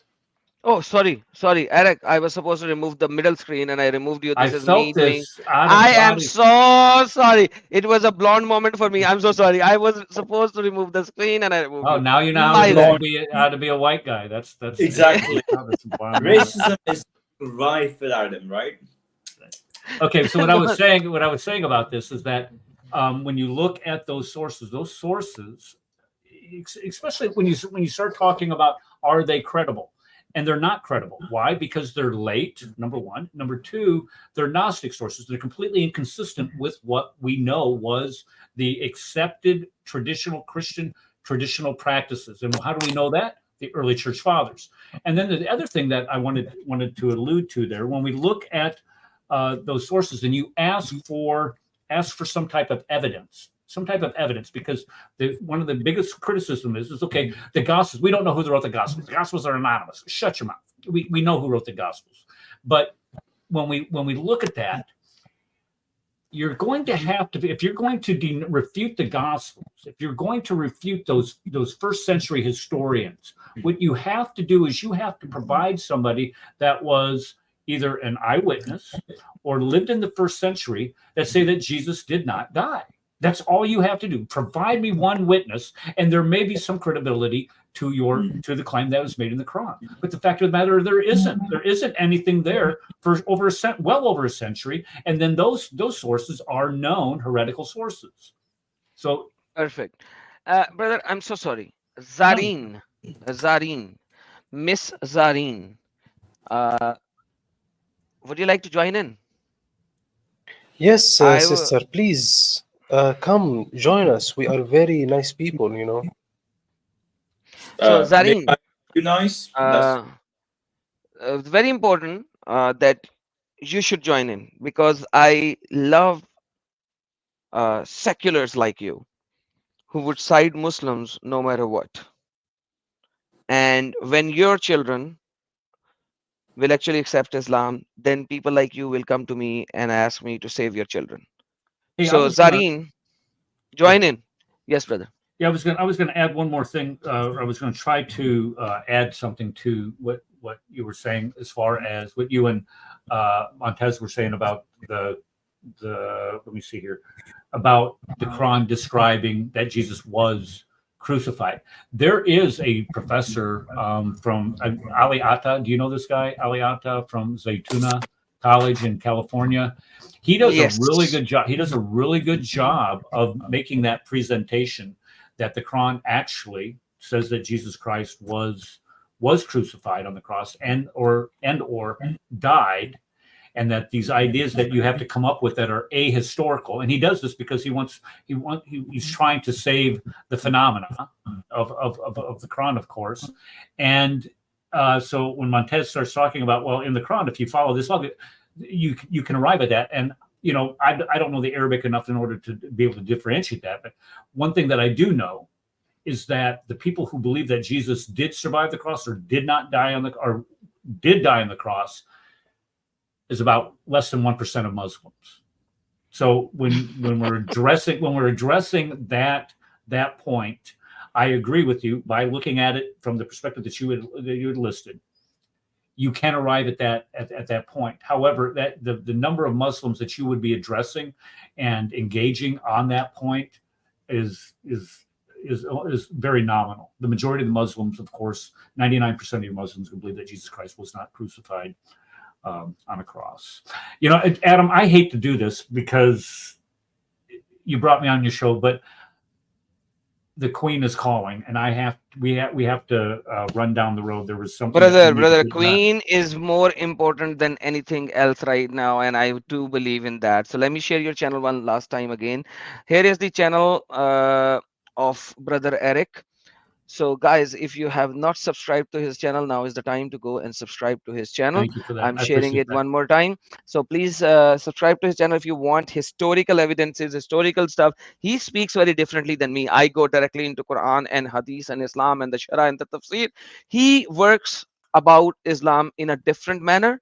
So please subscribe to his channel if you want to learn from these type of perspectives. He's a history teacher, as you have heard from him already. He will give you stuff from the historical point of view, and he does a great job. Even though he has a small channel, but he also has a radio broadcast. I hope you're still doing radio broadcast, right? I am not. I stopped doing that radio broadcast right after the doxing. There was a lot of things that were involved in that because these people, they reported me to my school board, the school director, my school principal, because I'm a hate preacher, don't you see? You're a hate preacher in the West. Right. Yeah, and because you're talking about Islam. That so you become a hate preacher. Well, that's what the complaint was about, and people from so the you need to board, you need to retire as soon as possible so you can do restart. Well, everything. it's funny that she should mention that because there's an app for that, and here's the app. I have 24 days, 13 hours, 57 minutes, and 37 seconds until I do retire. So you're coming out with a bang. Yeah, perfect. I am out. Yeah, can I say one more thing about the channel? Yes, sir. Yes, sir. Okay. We are there every Sunday from 4 p.m. 6 to 6 p.m. Central Standard Time, 5 p.m. to 7 p.m. Eastern Standard Time, and it is a panel discussion. It's just, I know sometimes, I bore people with my long presentations, but we have discussions. So if you want to come to the show and you want to jump up in the panel, I normally post the StreamYard link for you to come up on panel and engage. I would be more than happy to have your Muslim people that are in your audience and also the Christian people. It is a lot of fun. We have a good time, and it's informative too. Yes, sir. Francis, don't raise hands. Speak. Before I just asked you because you never know with you, Eric. But in all honesty, I just have to ask you. I do have some couple of people that I would actually like to bring up on your channel and converse about certain things in the historicity of what do you call it, the Islam in regards to the relics and everything that people constantly talk about. So I would love to have that conversation with you, one-on-one, and also bring some few people along with me, in order to converse with you about the relics that Islam claims in order to have like the history of, and it's saying it literally. Are you talking about, when you talk about relics, are you talking about, hold on, Eric, are you talking about artifacts from archaeology, or more like artifacts from the archaeology, or more like the stone carvings in regards to the the carvings of Quranic verses and stuff like that, and also certain things in regards to look, if all these like the slippers and all this tomb of Muhammad, which we don't particularly have much idea, but they actually believe it because it's a claim, right? So I just want to have that conversation in regards to the. Yeah, absolutely. Yeah. What I did was, okay, let's see, I tried to post my email address. If you type in my email address, you can contact me at ericthekefer@gmail.com. Your email's on your channel as well. I can get it from there, right? Yeah, absolutely. Yeah. And I've subscribed to send me an email and we can set that up. And again, like I said, we're not as serious as Adam. Okay. Yeah. But we try to take ourselves seriously, but we do have we have a lot of fun. Just run away if radical moderator is there. Rad, yeah, be careful of the rad, because the rad is, I tell you what, man, this guy is, anyway, he has a lot of fun. He's a good friend of mine. Okay, again, Adam, thank you so much for bringing me on. Thank you, sir, for joining. I really appreciate that. And it's nice meeting you again, Francis and Matez. I'm going to be in contact with you because our mutual friend tells me that I have to. So I've already gone to your YouTube channel and I'll be reaching out to you very soon. Thank you, guys, and we'll see you all on the Crossing the Crescent discussion group. God bless. Thank you, brother. God bless you. Take care. Thanks a lot. And Francis, somehow I'm getting some feedback from you now. I'm not. So apparently that was when Mike was speaking, Eric was speaking, then the feedback was pretty bad. So everyone here as well, thank you so very much for being here. But we have some super chats. Let's take the super chats. Guys, is destroying Islam from Islam is one aspect. Destroying the historical aspects is another aspect. One of the most historical fact is that there was a person who claimed to be the Messiah of the Jews, and he was put on the cross on the request of the Jews by the Romans. This is a historical fact which Quran denies. And everyone who's coming from my Urdu channel, they know that last Saturday I did some historical critique. And when I talk about historical critique, it is very important that we do this very important historical critique as well, which is about the crucifixion of Christ. Now, I am not a very historical person, as you know. I'm not a history teacher. I have little information about history, the very basics, and I work on the very basics of these things. So when it comes to these kind of historical history teachers and history professors and all that, I think it's their domain. So that is why I invite these kind of people who knows history, who teaches history, so that they can go into this subject rather than I going into this subject. And once again, historically, Quran has so many issues that it's unbelievable. You just can't get into even the tip of the iceberg when you start looking into the history and comparing it with the Quran. By the way, Francis, you are making a lot of noises today. I don't know why. Your Nice. microphone is doing some bad thing. You are not making noises. Your microphone is. Denver said, "Do you know the Shias are not allowed in Medina?" LOL. No, brother, they are allowed in Medina. I don't know. This is a news for me if they are not allowed in Medina. Medina. They are allowed in Makkah. They should be allowed in Medina. I don't know about that. You might be right, Denver. I will not comment on that. Probably you're right. I do not know that. Sam said, "May God Jesus Christ bless you and yours, a brother from another mother." Thank you so very much, Sam. May the Lord bless you abundantly as well. Lucas, why US and European people support Islam? Nice. Slogan river to the sea. Yeah, I know what you mean. And are inclined towards Islam. While it's blasphemous for Christians, the only people who are calling out Muslims are Bharat and Israel.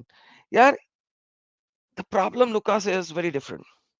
You have seculars, and I just showed you there was a person, Zareen lady probably, who came in, and her YouTube channel says she is an agnostic person, and she was accusing me in the chat. You must have seen that. Why? Agnostics are siding Muslims. Why? Even though they know that according to Islam they should burn in hell. Full stop. And it's really very difficult to comprehend these people certain times, and that's why sometimes I call out these agnostics and atheists to come up and tell me, why would you side a a book which is historically inaccurate, like I was speaking today? You don't accept Jesus as God. Perfect. Don't do that. It's all up to you. But how can you deny the history? How and why would you deny the history? Same is the case with Christians. Christians have become secular. They have become secular, and I fully agree with you. They are same like this Zareen guy. Unfortunately, Adam, in all honesty, like Christians, because of like the amount of like love they have, which is why I think they find themselves in the perspective of like, if we do not love them, if we do not regard them as we regard anyone else, like what we are doing, I think they're not able to understand that there is some evil involved behind the whole thing, which is why it's an issue. And also, second point that I have to make is I just checked with other people in the chat as well. Like, it's not my mic which is giving an issue, so I don't know what is Alright, happening. that's good. No worries, no worries. It happens sometimes. It's a technology. Technology sometimes not do good things. Denver said Makkah, yes. Medina, no. Saudis don't want them there. All right, Denver, you might be right. Like I said, I do not know about that, so I'm not the right guy. See, that's why I don't speak on certain things. Why is that? People who mentioned about Jesus Thalas in 52nd century, Tictus in 56 to 120 CE, Mara Bar Seraphine 70 AD, and our brother Eric actually said all of these as well. Phlegon in 18th Dagon, century. Pliny Man, the I Young. can't even pronounce No these worries. Pliny names. the Younger, 61 113 AD. Pliny the Younger, 61 113 AD. Thank you so very much, Francis, for your help, brother. You rock, man. You rock. Pretty Bunny. Sir. And Holy said, what if the Abdul says that this proves nothing? The Jews and Romans saw someone else, ex dawa over dunya. So look. That's what I said already. If they saw somebody else, and that somebody else actually spoke with John, as it is said, and the brother James and Mary, the mother of Jesus. So that somebody actually confused everyone, deceived everyone, and that somebody is somebody whom Allah made to look like Isa so that he could deceive everybody, then Allah is the biggest deceiver of all time. Then Allah is such a biggest deceiver of all time that he deceived everyone, even the family of Isa as well. Now that's the biggest problem in Islam, because now you have a God who is a deceiver, a liar. How can you call him a God if he is deceiver and a liar? You can't call somebody God when he will deceive and lie to a generation, not one generation, not two generation. How many generation will there be in 600 years, brother? Can you Google how many generation will it become in 600 years, brother Francis? Let's do this. Generation, how many generations So how many generations for? in 600 years? In 600 years.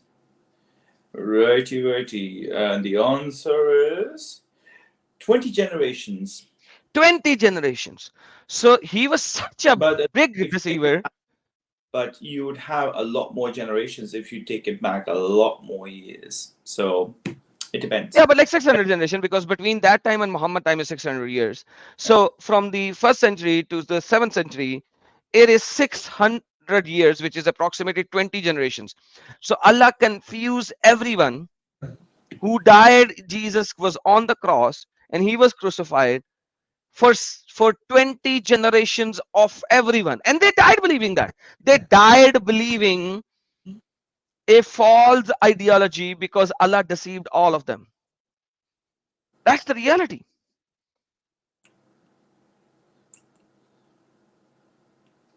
Now, Viger, thank you so very much, Viger, for your super sticker. Appreciate it, brother. And then we have I Know Nothing. Wow, mashallah. I'm shocked to see why Christians and Jews allowed him as speaker. Definitely, they are not following their faith. No Muslim will come to same place if Christian speaks. Wake up, non-Muslims. Wow, beautifully well said. I know nothing. Perfect. I'm ready to debate a Muslim rather than going and listening to him and then have a question. Hey, brother, can you please tell me this? And then he has the mic and he can say whatever he wants to, and I cannot even rebuttal. So now I have a problem with this kind of a speech for sure. And you should have that problem too. I am not Abdul from Australia. Thank you so very much, brother. God bless you all. And this is the reality, and this is the thing for today. And I wanted to say something else as well today. Did I? I don't know. Brother Mikhail. Yes. Anything that you would like to add? Honestly, I mean, I don't have anything to add because, right now I'm just working on a small little project which talks about that Christianity is true according to Islam, which proves that the Trinity, the crucifixion, that the Torah and the Gospel is not corrupted according to the Islamic sources, and much more. But right now, honestly, guys, I mean, I'm just enjoying the whole show. I just came here to give you guys a little bit of support in the Arabic language or anything else. And currently, right now, I don't have anything to say. So thank you, Adam. Thank you, Francis. And if Eric was here, I just want to say thanks to him for allowing me to in his platform for getting this Abdul last night busted in his own sources. So yeah, that's all I have to say. Thank you. Thank you so very much, man. Thank you so very much. Yes, Eric did a great job over there. So, like I said, if anybody has in the live chat wants to come up and provide us with the evidences that Jesus was not crucified, they're more than welcome to come up. And if not, then I don't know what you will do.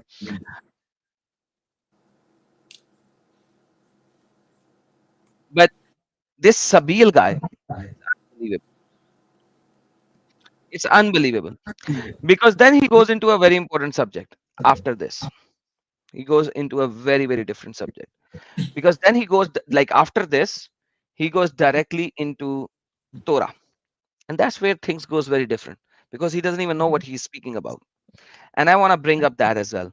Because Sabeel, you are a liar. We all know that. Brother Francis, there is something happening from your mic, brother. Trust me.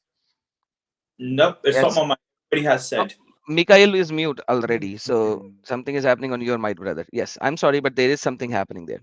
Maybe you are moving your hand, and that is sensitizing the table, and there is a little bit of a jetka which is causing the mic to do click, click, click, click, click, click every now and then when I'm speaking.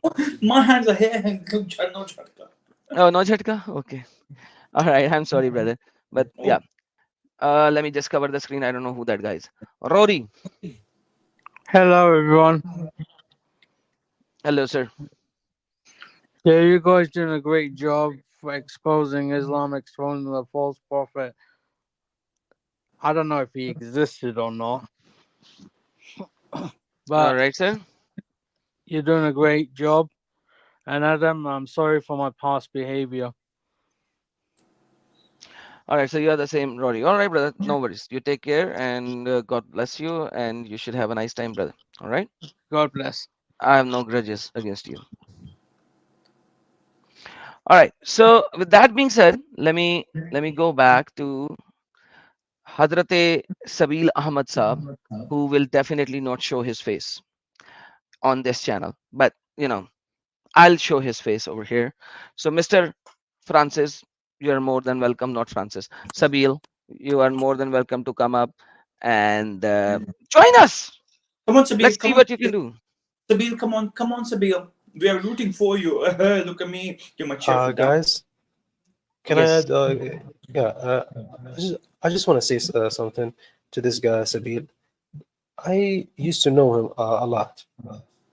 Now, if Sabeel, listen, if you can't come up over here, and if you are watching this video, and hopefully you better watch this video, because you see, we are the most dangerous people on earth. Okay, we know everything. We know what it actually says in your book, what is actually the actions that your prophet did. We know everything, bro. Bring you yourself and the biggest sheikh, guys. I know I do sound a little bit arrogant here, so I apologize if I was being too disrespectful. But I want to ask Sabir, if he can't come up to Adam, let him come up to me. If he's a man enough, right? Bring all the sheikh, bring all the imams, all the scholars, you and the whole school of thought, right? This is a challenge, and I'm very serious, by the way. I'm very sorry, Adam. If I was, again, I apologize if I was being disrespectful. But I am here challenging this guy and the whole scholars with him that they should come here in your channel or in my channel or in anyone's channel. I will get them all of them busted in Jesus' name. That's all I have to say. Thank you. Thank you, Mikhail. I don't claim to know everything, but I claim to know more than sufficient to destroy this idiot. All right, let's see what he's showing. He's saying next. Very important. Let's see. Watch. In the same way, the Quran says in chapter 3, verse number 85, that anyone who rejects Islam consciously, knowing it, right, and follows a faith other than Islam, they would be the losers on the day of judgment. So with that being said, this is the end of it. At like that is where we ended this whole shenanigan about this guy, and we showed that how illogical, nonsensical, historically proven to be stupidity Quran is all about. But then again, he goes forward and says something about the gospel. About, hold on. He says it here. Hold on. He says it somewhere here. Hold on.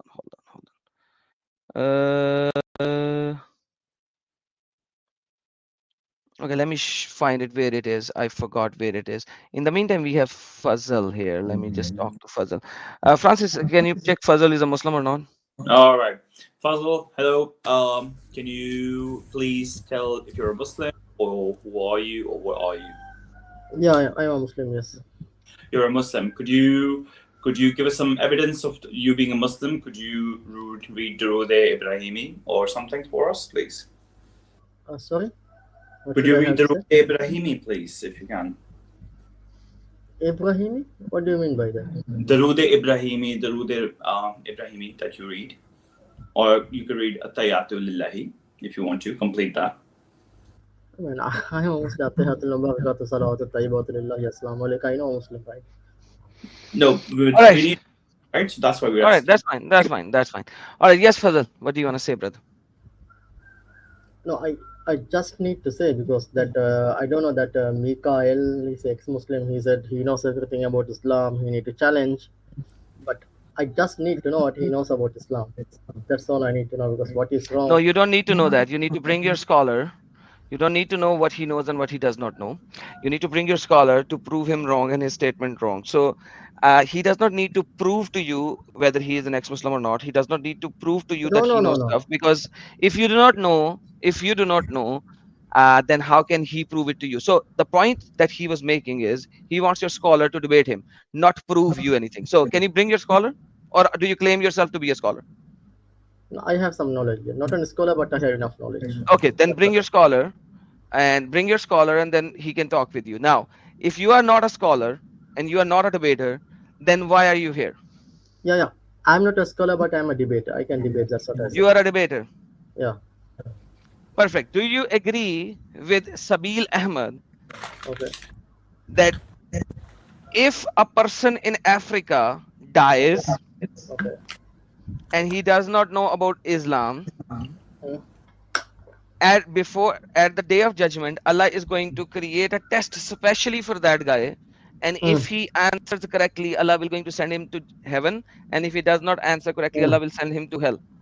Yeah, that's our theology. Yes. That's mean if Okay, someone give me is the tortured. evidence of this theology that Muhammad said this or You Quran need said had this. you need the hadith for that one. Okay. Okay, is it in hadith? Perfect. Show me the hadith. Let's read it together. Okay. So it is not Just in Quran, right? no, it's not. I think it's not. It is in hadith. Perfect. It is not in Quran. So Quran never mentions these kind of things. Muhammad did. Perfect. So that's point number one. Now show me Okay. the hadith where this is mentioned. Yeah, just give me a second. I will go and search. Sure. Maybe I have saved that one somewhere. Okay, take your time. In the meantime, I'll show something to which I was showing. In the meantime, can you please mute yourself while you're searching? Perfect. Thank you so very much.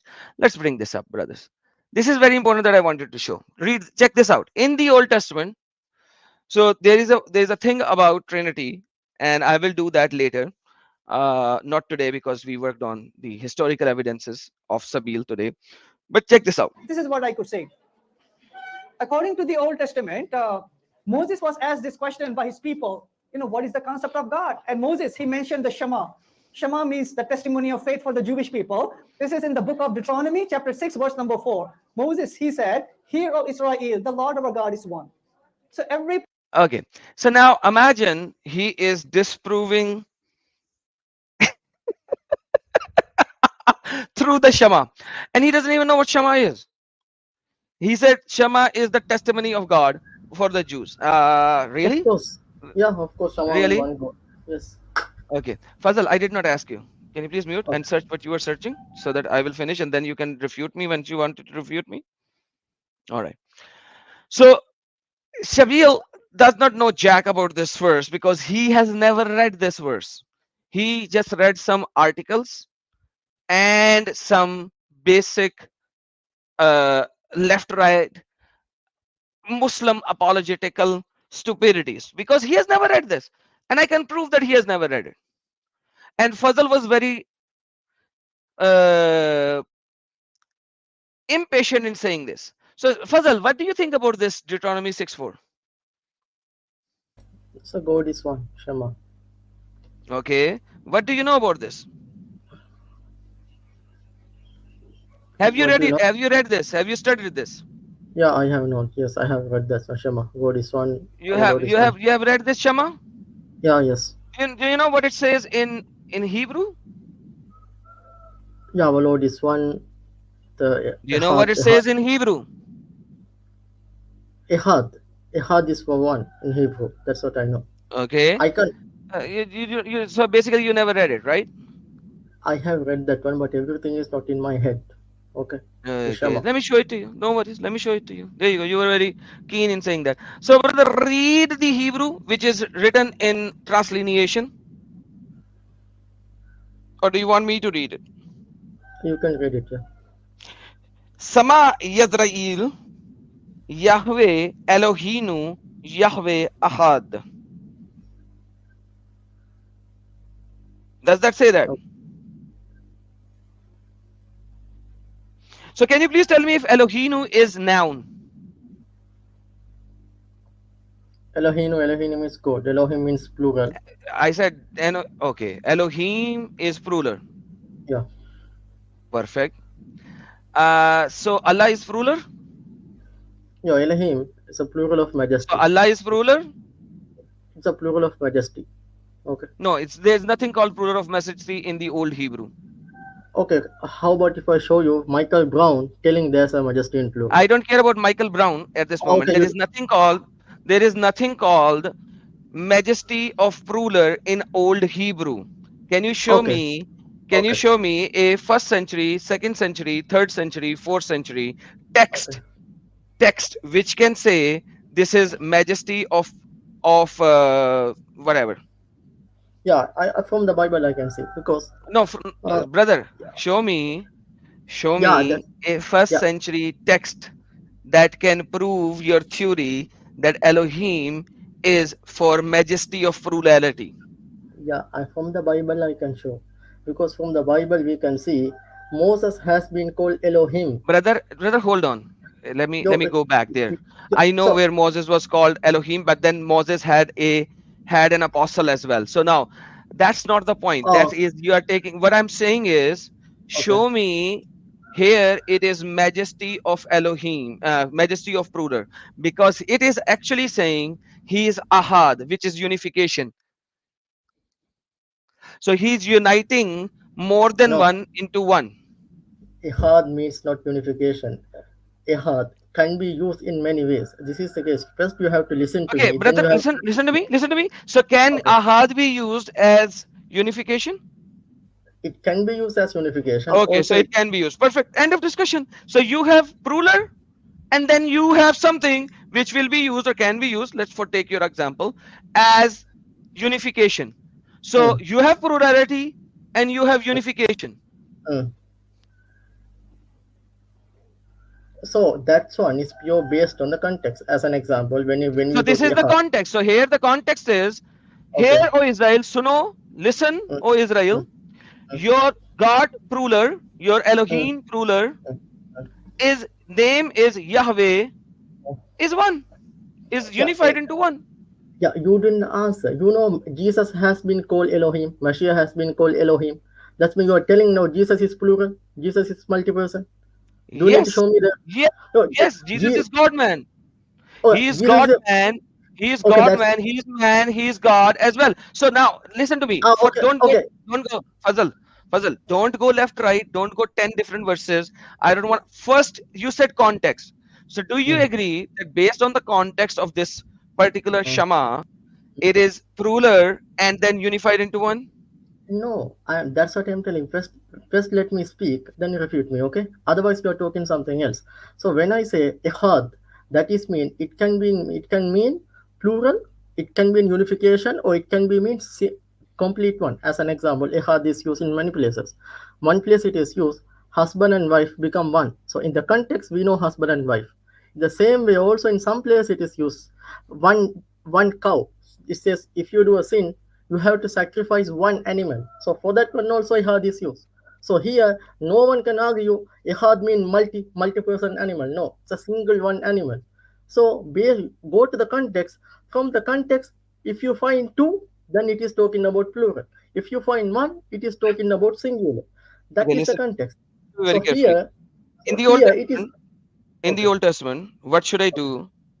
What should I do with Hmm. the Son of God?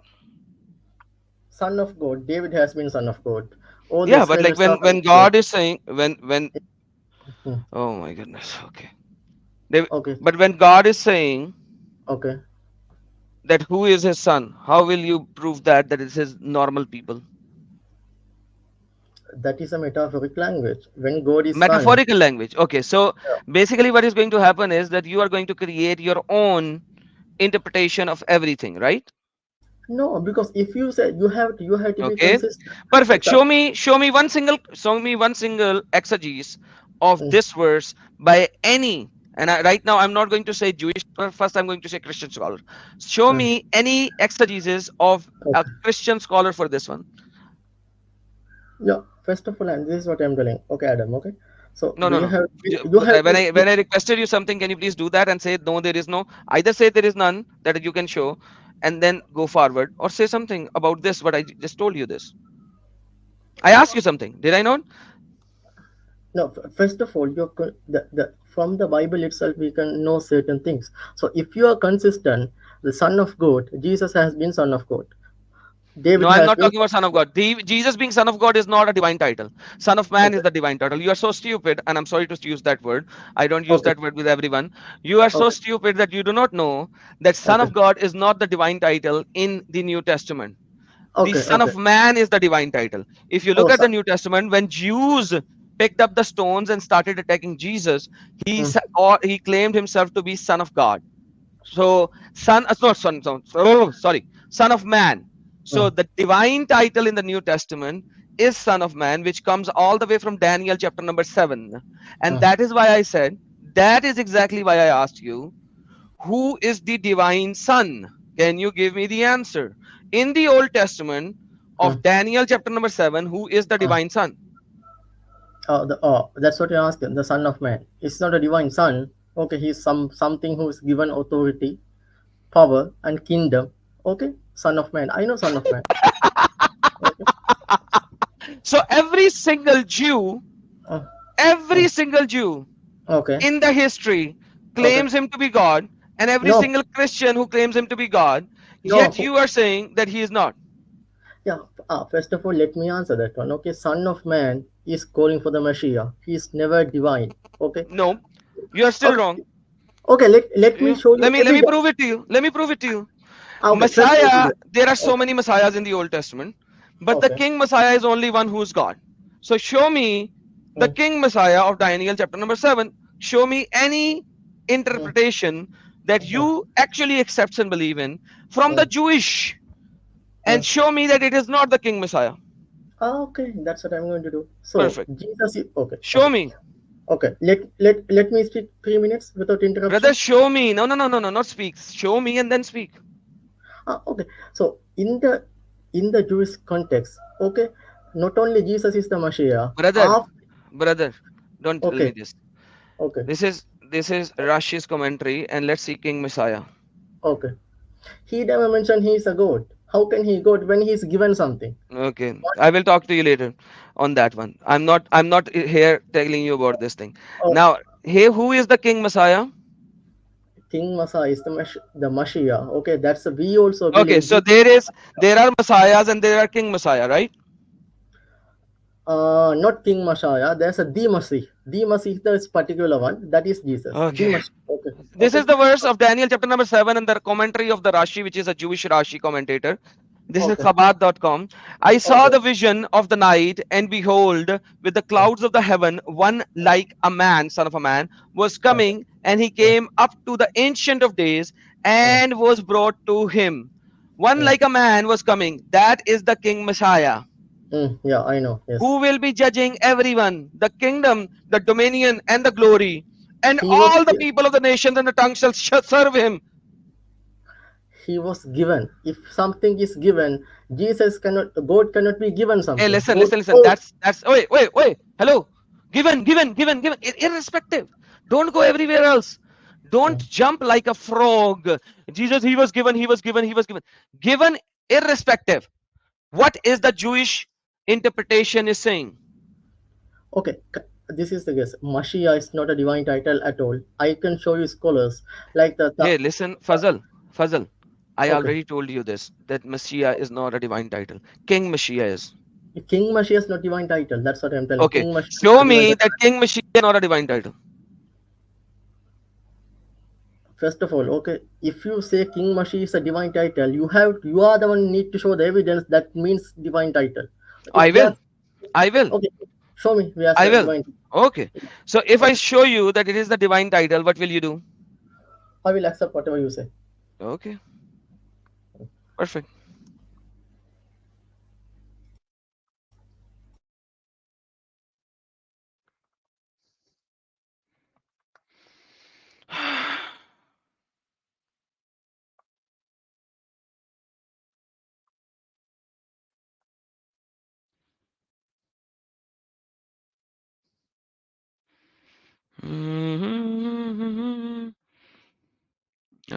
It was Matthew 25 or 22. 22. It should be 22. Hold on. All right. It should be 22, not 25. My bad.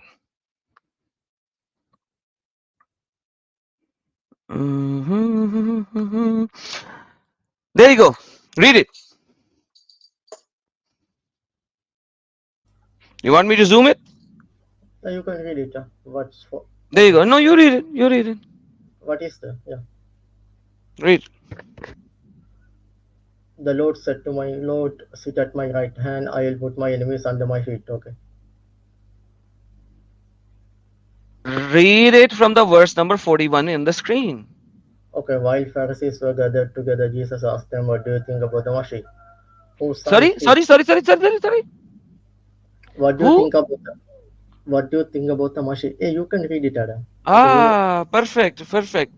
So we are talking about the Messiah. Okay, next. Okay. The son of David, they replied. No, So whose son is he? The question is, whose son is he? What Son was of the David. reply? What was the reply to them? Son of David. Oh, and they replied, son of David. Then he said, then what did he said in reply?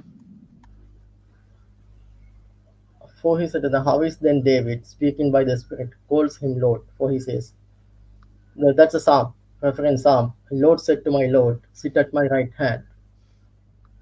Okay. So Lord said to who? Lord said to my Lord. Lord said to who? So God said to God? Yeah. So here, this is the issues coming. Okay, here, Lord said to my So Lord. God said to God. No, that's what I'm going to say. Go to the Hebrew. In that one Lord is Adonai, another Lord is Elohim. Hey, listen. Hey, idiot. No, there's no in this Greek text there is no Adonai, no nothing. Okay. So Okay, Lord said to my Lord. This is Greek. This is Greek right now, which we are reading. So can you stick here for the time being, and then we will go to the Psalm as well. Don't run like a coward everywhere, okay. because I know you guys are trained to run like a coward, and I know that. Now read what the people said in reply.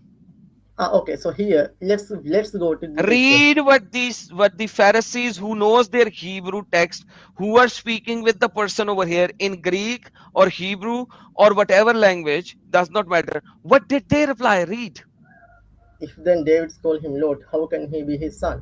No one could say a word in reply. From that day on, no one dared to ask him any more question. All right. So the Jewish Pharisees, who knew the Jewish text, they knew what this person, Messiah, is speaking. And he said, if David called him Lord, David called him Rabb, how can you call the Messiah his son when he himself called him Rabb? So did David call him Rabb? Yes or no? That's not Rab. That is called master. The translation is Adonai or Kyrios. Kyrios means master, not Lord. Okay. If you see, Adonai has been used for Abraham. Adonai has been used for Joseph. No. Adonai Listen has to been me. used for Listen to me David. very carefully, Fazal. Listen to me very carefully. Okay. You know, if you are going to translate things the way you want to translate, just because you want to translate it in your manner, I think we have a problem, because then I can translate Quran the way I want to translate, right? I am going to the original text. No. I'm going to the original text as well, because then I can do the same thing. By the way, turn on your camera. I think I know you. Yeah, you know Turn me. on your camera. No, turn on your camera. I want to show everyone who you really are. Turn on your camera. Show me your face. No. I'm not. No. I really want to show you your real face, because I know who you are, and you are just trying to hide yourself. Show your real face. Come on. No, Be a man. No, turn on your camera. Be a man. Be a man. You know everything, right? Be a man. Show your face now. Now is the time. No. So No, this yes. Yes, he says you are a Muslim, you are defending Islam, and you are trying to interpret the words of the Bible according to. I want to show your face to everyone. Show me your face. no, I cannot show my face. No, you can show your face. Show your face. No, I cannot. You So cannot. because Okay. you So actually you don't actually Adam, I don't. no. Actually, I what? think Actually, what? Let me tell you something. Let me tell you something. Okay. Are you a Hebrew scholar? Oh no. Are you sure? Yes.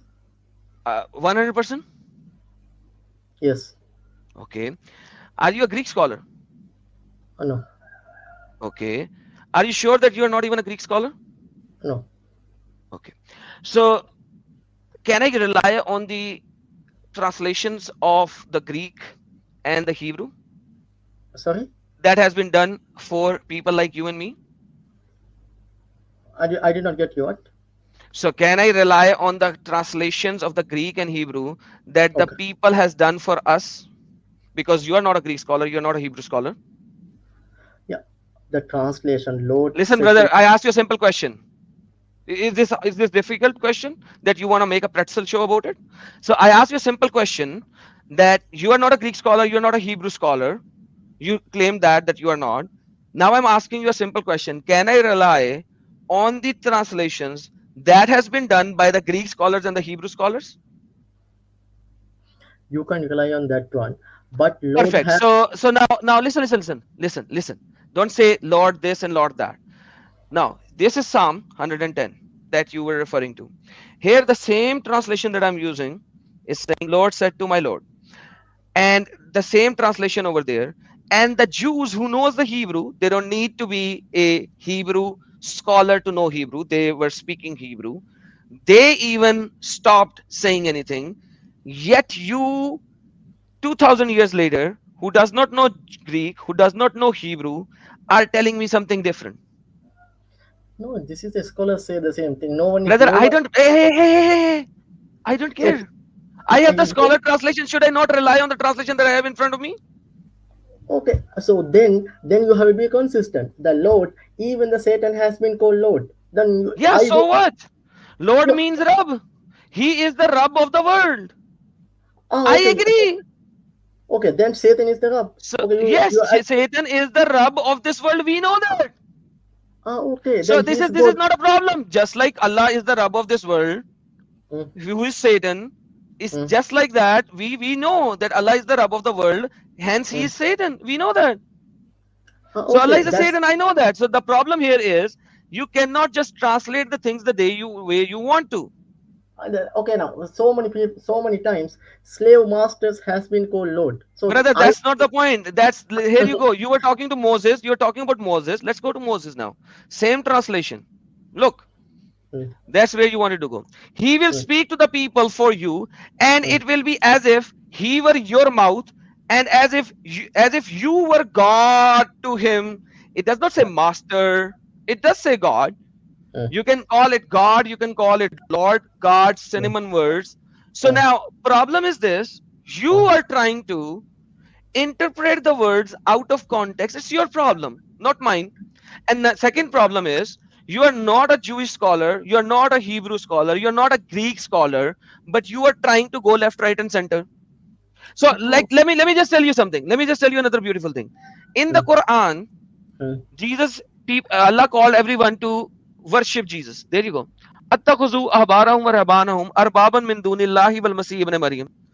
They have taken their rabbis and their monks as gods, except Allah and the Masih ibn Maryam. What should I do here? No, you should worship Masih with Allah.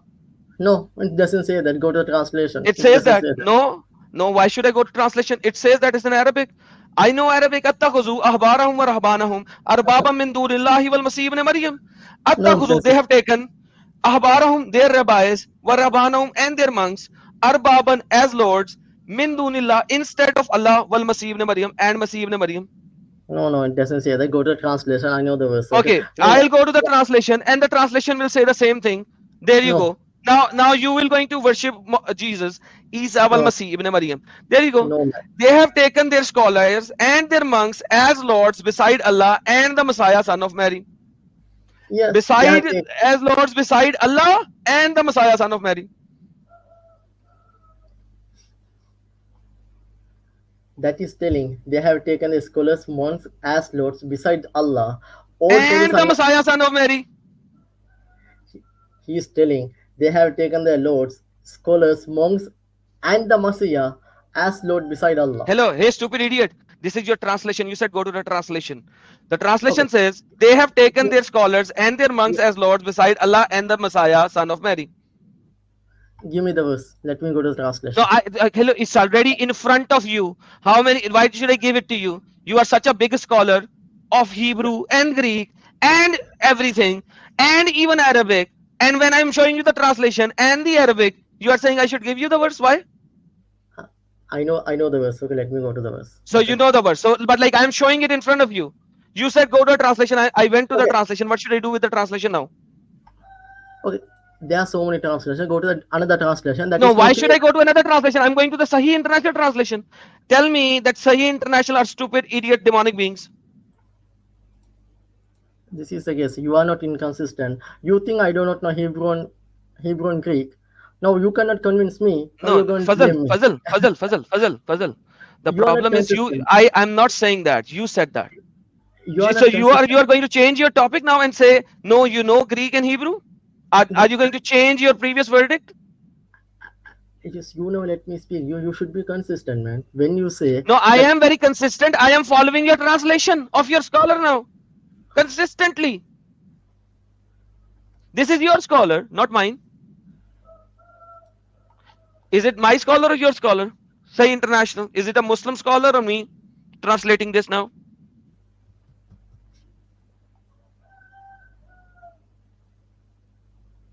let me go to different translation, okay? No, why should I go to a different translation when I showed you one single translation for every verse? This is one translation I work with. And the Arabic is saying very clearly, why do you have the Quran in Arabic? Let's go word by word. There you go. Let's go word by word. And it says, Attakhuzu, they have taken.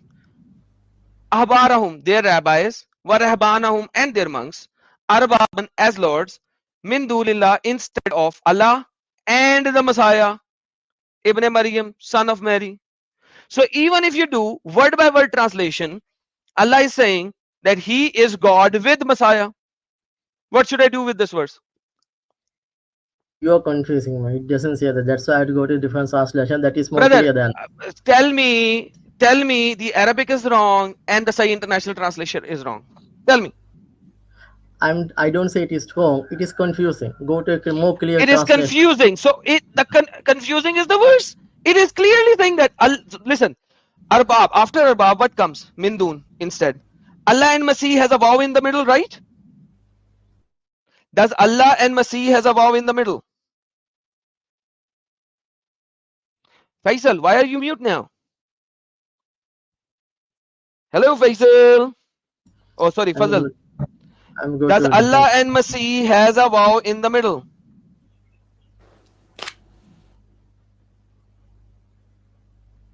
Hello, Fazal. Does Allah and the Masih has a waw in the middle, which is joining the two nouns? Brother, hide the screen of him as well, please. All right, let me hide it again. One of those jihad. Yeah, but like I gave him all the chance of the world to show his screen, so I was now confident that he won't do the jihad because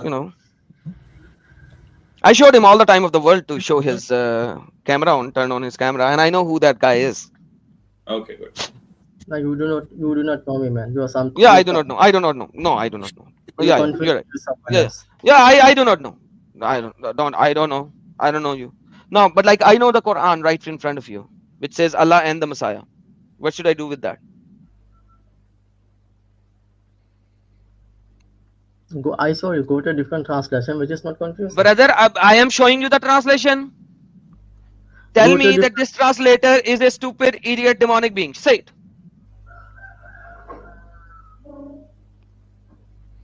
Come on, brother. Today. Say it.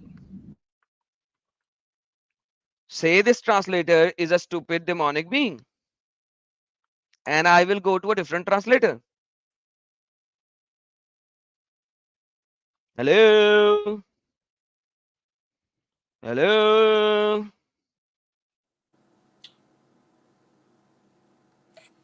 Run, run, run, run, Hello. run, run, run, run, run, run, run, run, run, run. Hello, Fazal.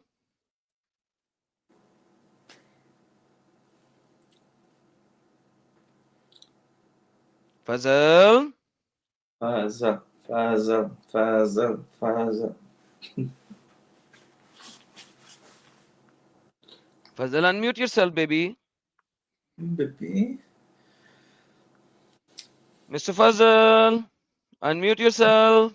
Don't hide, baby. Not right now. He's still here, muted himself. Come on, Fazal, unmute yourself, baby. Fazal, Fazal, Fazal, Fazal. No, he's here. He's not gone. Look, he's here. He's here. He's in there. He just muted himself. Hey, Fazal. Cheerleading. I'm cheerleading for you, Fazal. You're cheerleading. You're cheerleading. Cheerleading. Fazal. All right. Let me give him some more translation. This is Ahmad Khan. They have taken their rabbis and their monks as gods beside Allah and the Messiah. Same translation. Arbri. They have taken their rabbis and their monks as lords apart from God and the Messiah, which is Allah. Muhammad Shakir. They have taken their doctors of the law and their monks for lords beside Allah and the Messiah.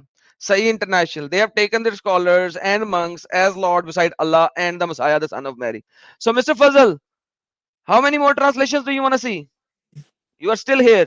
Don't mute yourself. Unmute. Baby, unmute. Baby, unmute. Come on. Scholar of Arabic and the Hebrew and the Greek. You have 1, 2, 3, 4, 5 translations. They are all saying the same thing. What should I do? Okay, let me go to the picked hole. Okay, they have taken lords as said Allah. Okay, let's go to picked hole. Okay, they have taken as their lords. Okay, go to the translation. You have 5 translations in front of you. Read any of them. Because you are a Greek scholar, you are a Hebrew scholar, yet you do not know Arabic. So a Muslim who is a Greek scholar and a Hebrew scholar wants to challenge all the Greek and Hebrew translators, yet he can't even read his own Arabic. Ooh, la la la la la la la la la. Ooh, ta ta ta ta ta ta ta ta ta ta. This is the and then he. This is because you don't even read English. Look at the full context. They have taken. Okay, let's go to Sahih International. Okay, they have. Let's go to Sahih International. Okay, they have taken their scholars, monks as their lords beside Allah. Also Mashiach. That's mean they have taken. Also, there is no also there. It's in bracket. I don't read brackets. Bracket means it's not in the Arabic. Read without bracket. Don't worry. Oh, beside their lords and the Mashiach. Okay, the son of Mary, and yes. They were not commanded to worship one God. There is no deity except Him. Yes. Yes. Okay. So if it is talking about Mashiach, it will become 2. It cannot become 1. No, it is 1. Every single Christian believes God the Father, God the Son, God the Holy Spirit are one God. We believe in that. So now Allah is citing exactly what Christians believe. Jesus and Allah are one God. There's no problem here for the Christian. It's a problem for you. So you have to worship Messiah, full stop. Because you have to worship Allah and the Messiah. The problem is for you, not for Christians. No, this is your complete illogical argument. Okay? Brother, it's not complete illogical. It's illogical for you. I don't care about if it is, because if Allah is God for you, you are already on an illogical path. But that's a separate thing. The problem here is, do you have to worship Messiah, yes or no, in this verse? Man, how many times? If you go to so many Quranic verses, it is completely denying His God. Brother, then Quran is contradicting itself. Here it is saying, beside Allah and the Messiah, the son of Mary. Here it is saying, beside Allah, Lord, apart from God and the Messiah. Messiah is God. What should I do? Why don't you worship Him?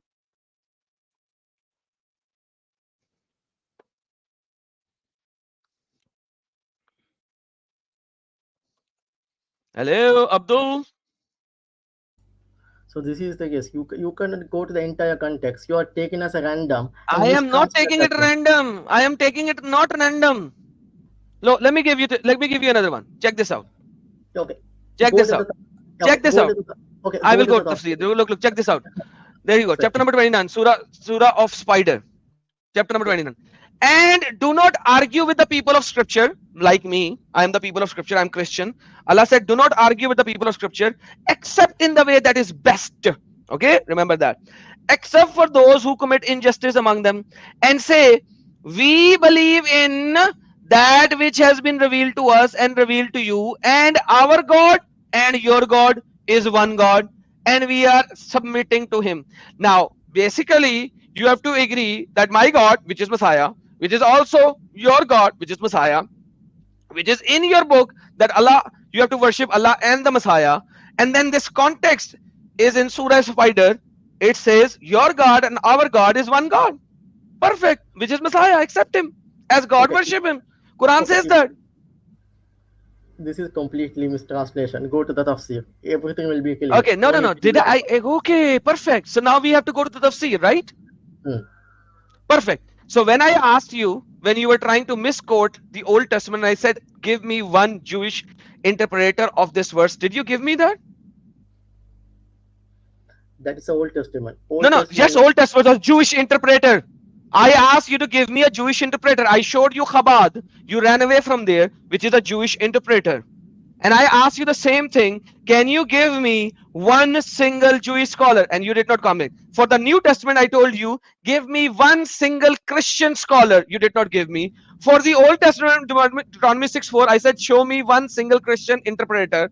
And you did not show me. When it comes to your Quran, you want interpretation. When it comes to Bible, you don't want interpretation. You want your interpretation into Quran, correct? Okay. No. Okay. Now, you said what? No, I did 6:4. not said. I did not said. I just proved to you how big of a lying, stupid, demonic being you are. Thank you so very much for coming here. Have a blessed time. I just proved my point that you Abduls come here, attack the Bible. Why did you run away, Mr. Faisal? Why did Fazal run away? Run away like a coward. Why did you run away? Don't call anybody tomorrow saying Adam kicked me off. I did not kick you off. You ran away by yourself. I see, that is how you guys are deceptive liar. Now you'll go, hey, Adam ran away. I did not run away. I did not kick you off. You ran away. You can come back if you want to. Now listen to me very carefully. You were destroyed from all sides of your stupid, idiotic arguments.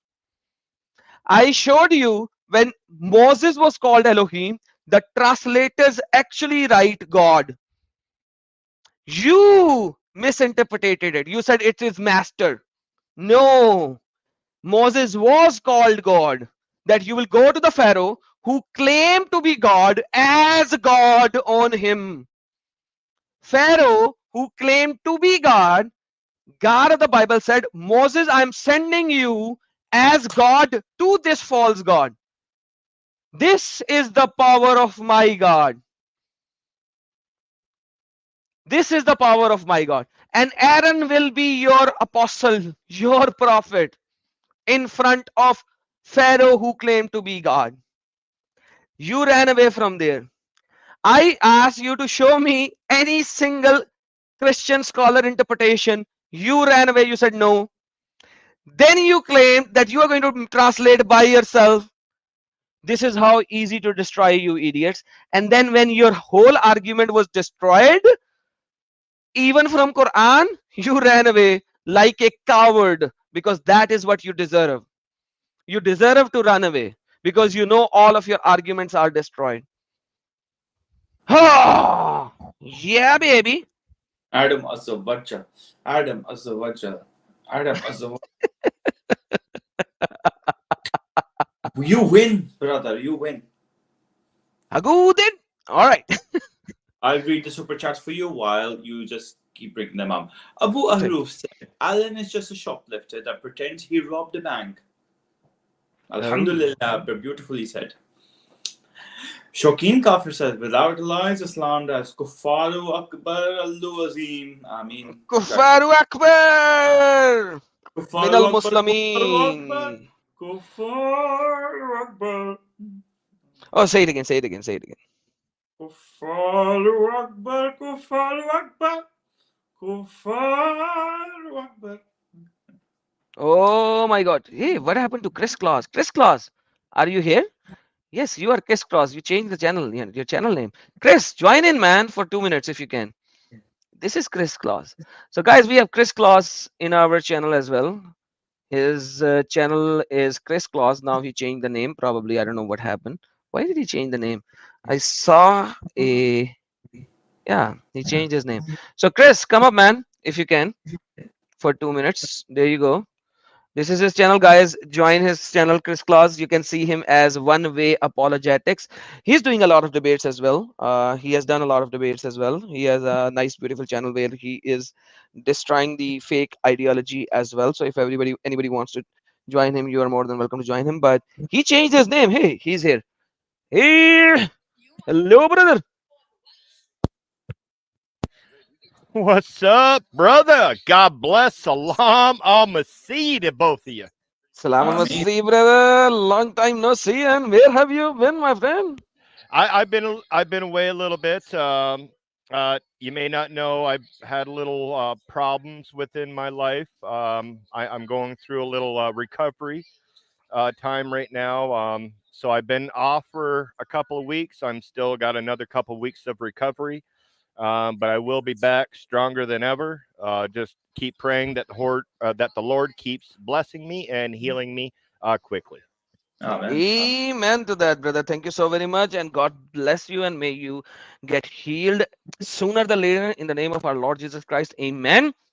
Brother, this is beautiful, and today we had a nice discussion, and Eric was here as well, and then we went into this discussion with this guy who tried to be a Hebrew scholar, a Greek scholar, and then Arabic scholar, and then he ran away. I saw that. Like you were walking him through the Arabic. Apparently, he likes to read the words that are in brackets. We, as original Quran only Christians, because of course I'm an original Quran only Christian, we don't go by those. We go by the Arabic, and that's it. Amen to that, brother. Amen to that. All right, brother, we're gonna end the stream tonight. It's almost 3 hours, and it is pretty late for my English viewers when it comes to stream. So let's end the stream. And Hey, you know Adam. the takbir of Masih, brother? Hey, Adam, give me 1 second here, brother. Only because I got to say this. I say Yes, this on please. every live stream. Come on, y'all. Y'all need to hit that like button. 434 that like button, y'all. Treat it like you fear disobedience. Because if you don't, we know you secretly kiss that black stone. Oh, I'm gonna remember this. Say it again, one more time. Say it again. Say it again. Say it again. Come on, everybody. Come on. 434 that like button. Treat it like you fear disobedience from it. Because if not, we know you secretly smooched that black stone. Alhamdulillah. Yes, takbir. Al-Masihu Akbarul Azim. Have a Yeshua blessed day, evening or Akbar. night. Have a blessed day, evening or night, wherever you are. Take care and see you on Thursday. Bye bye. Adios. Good night.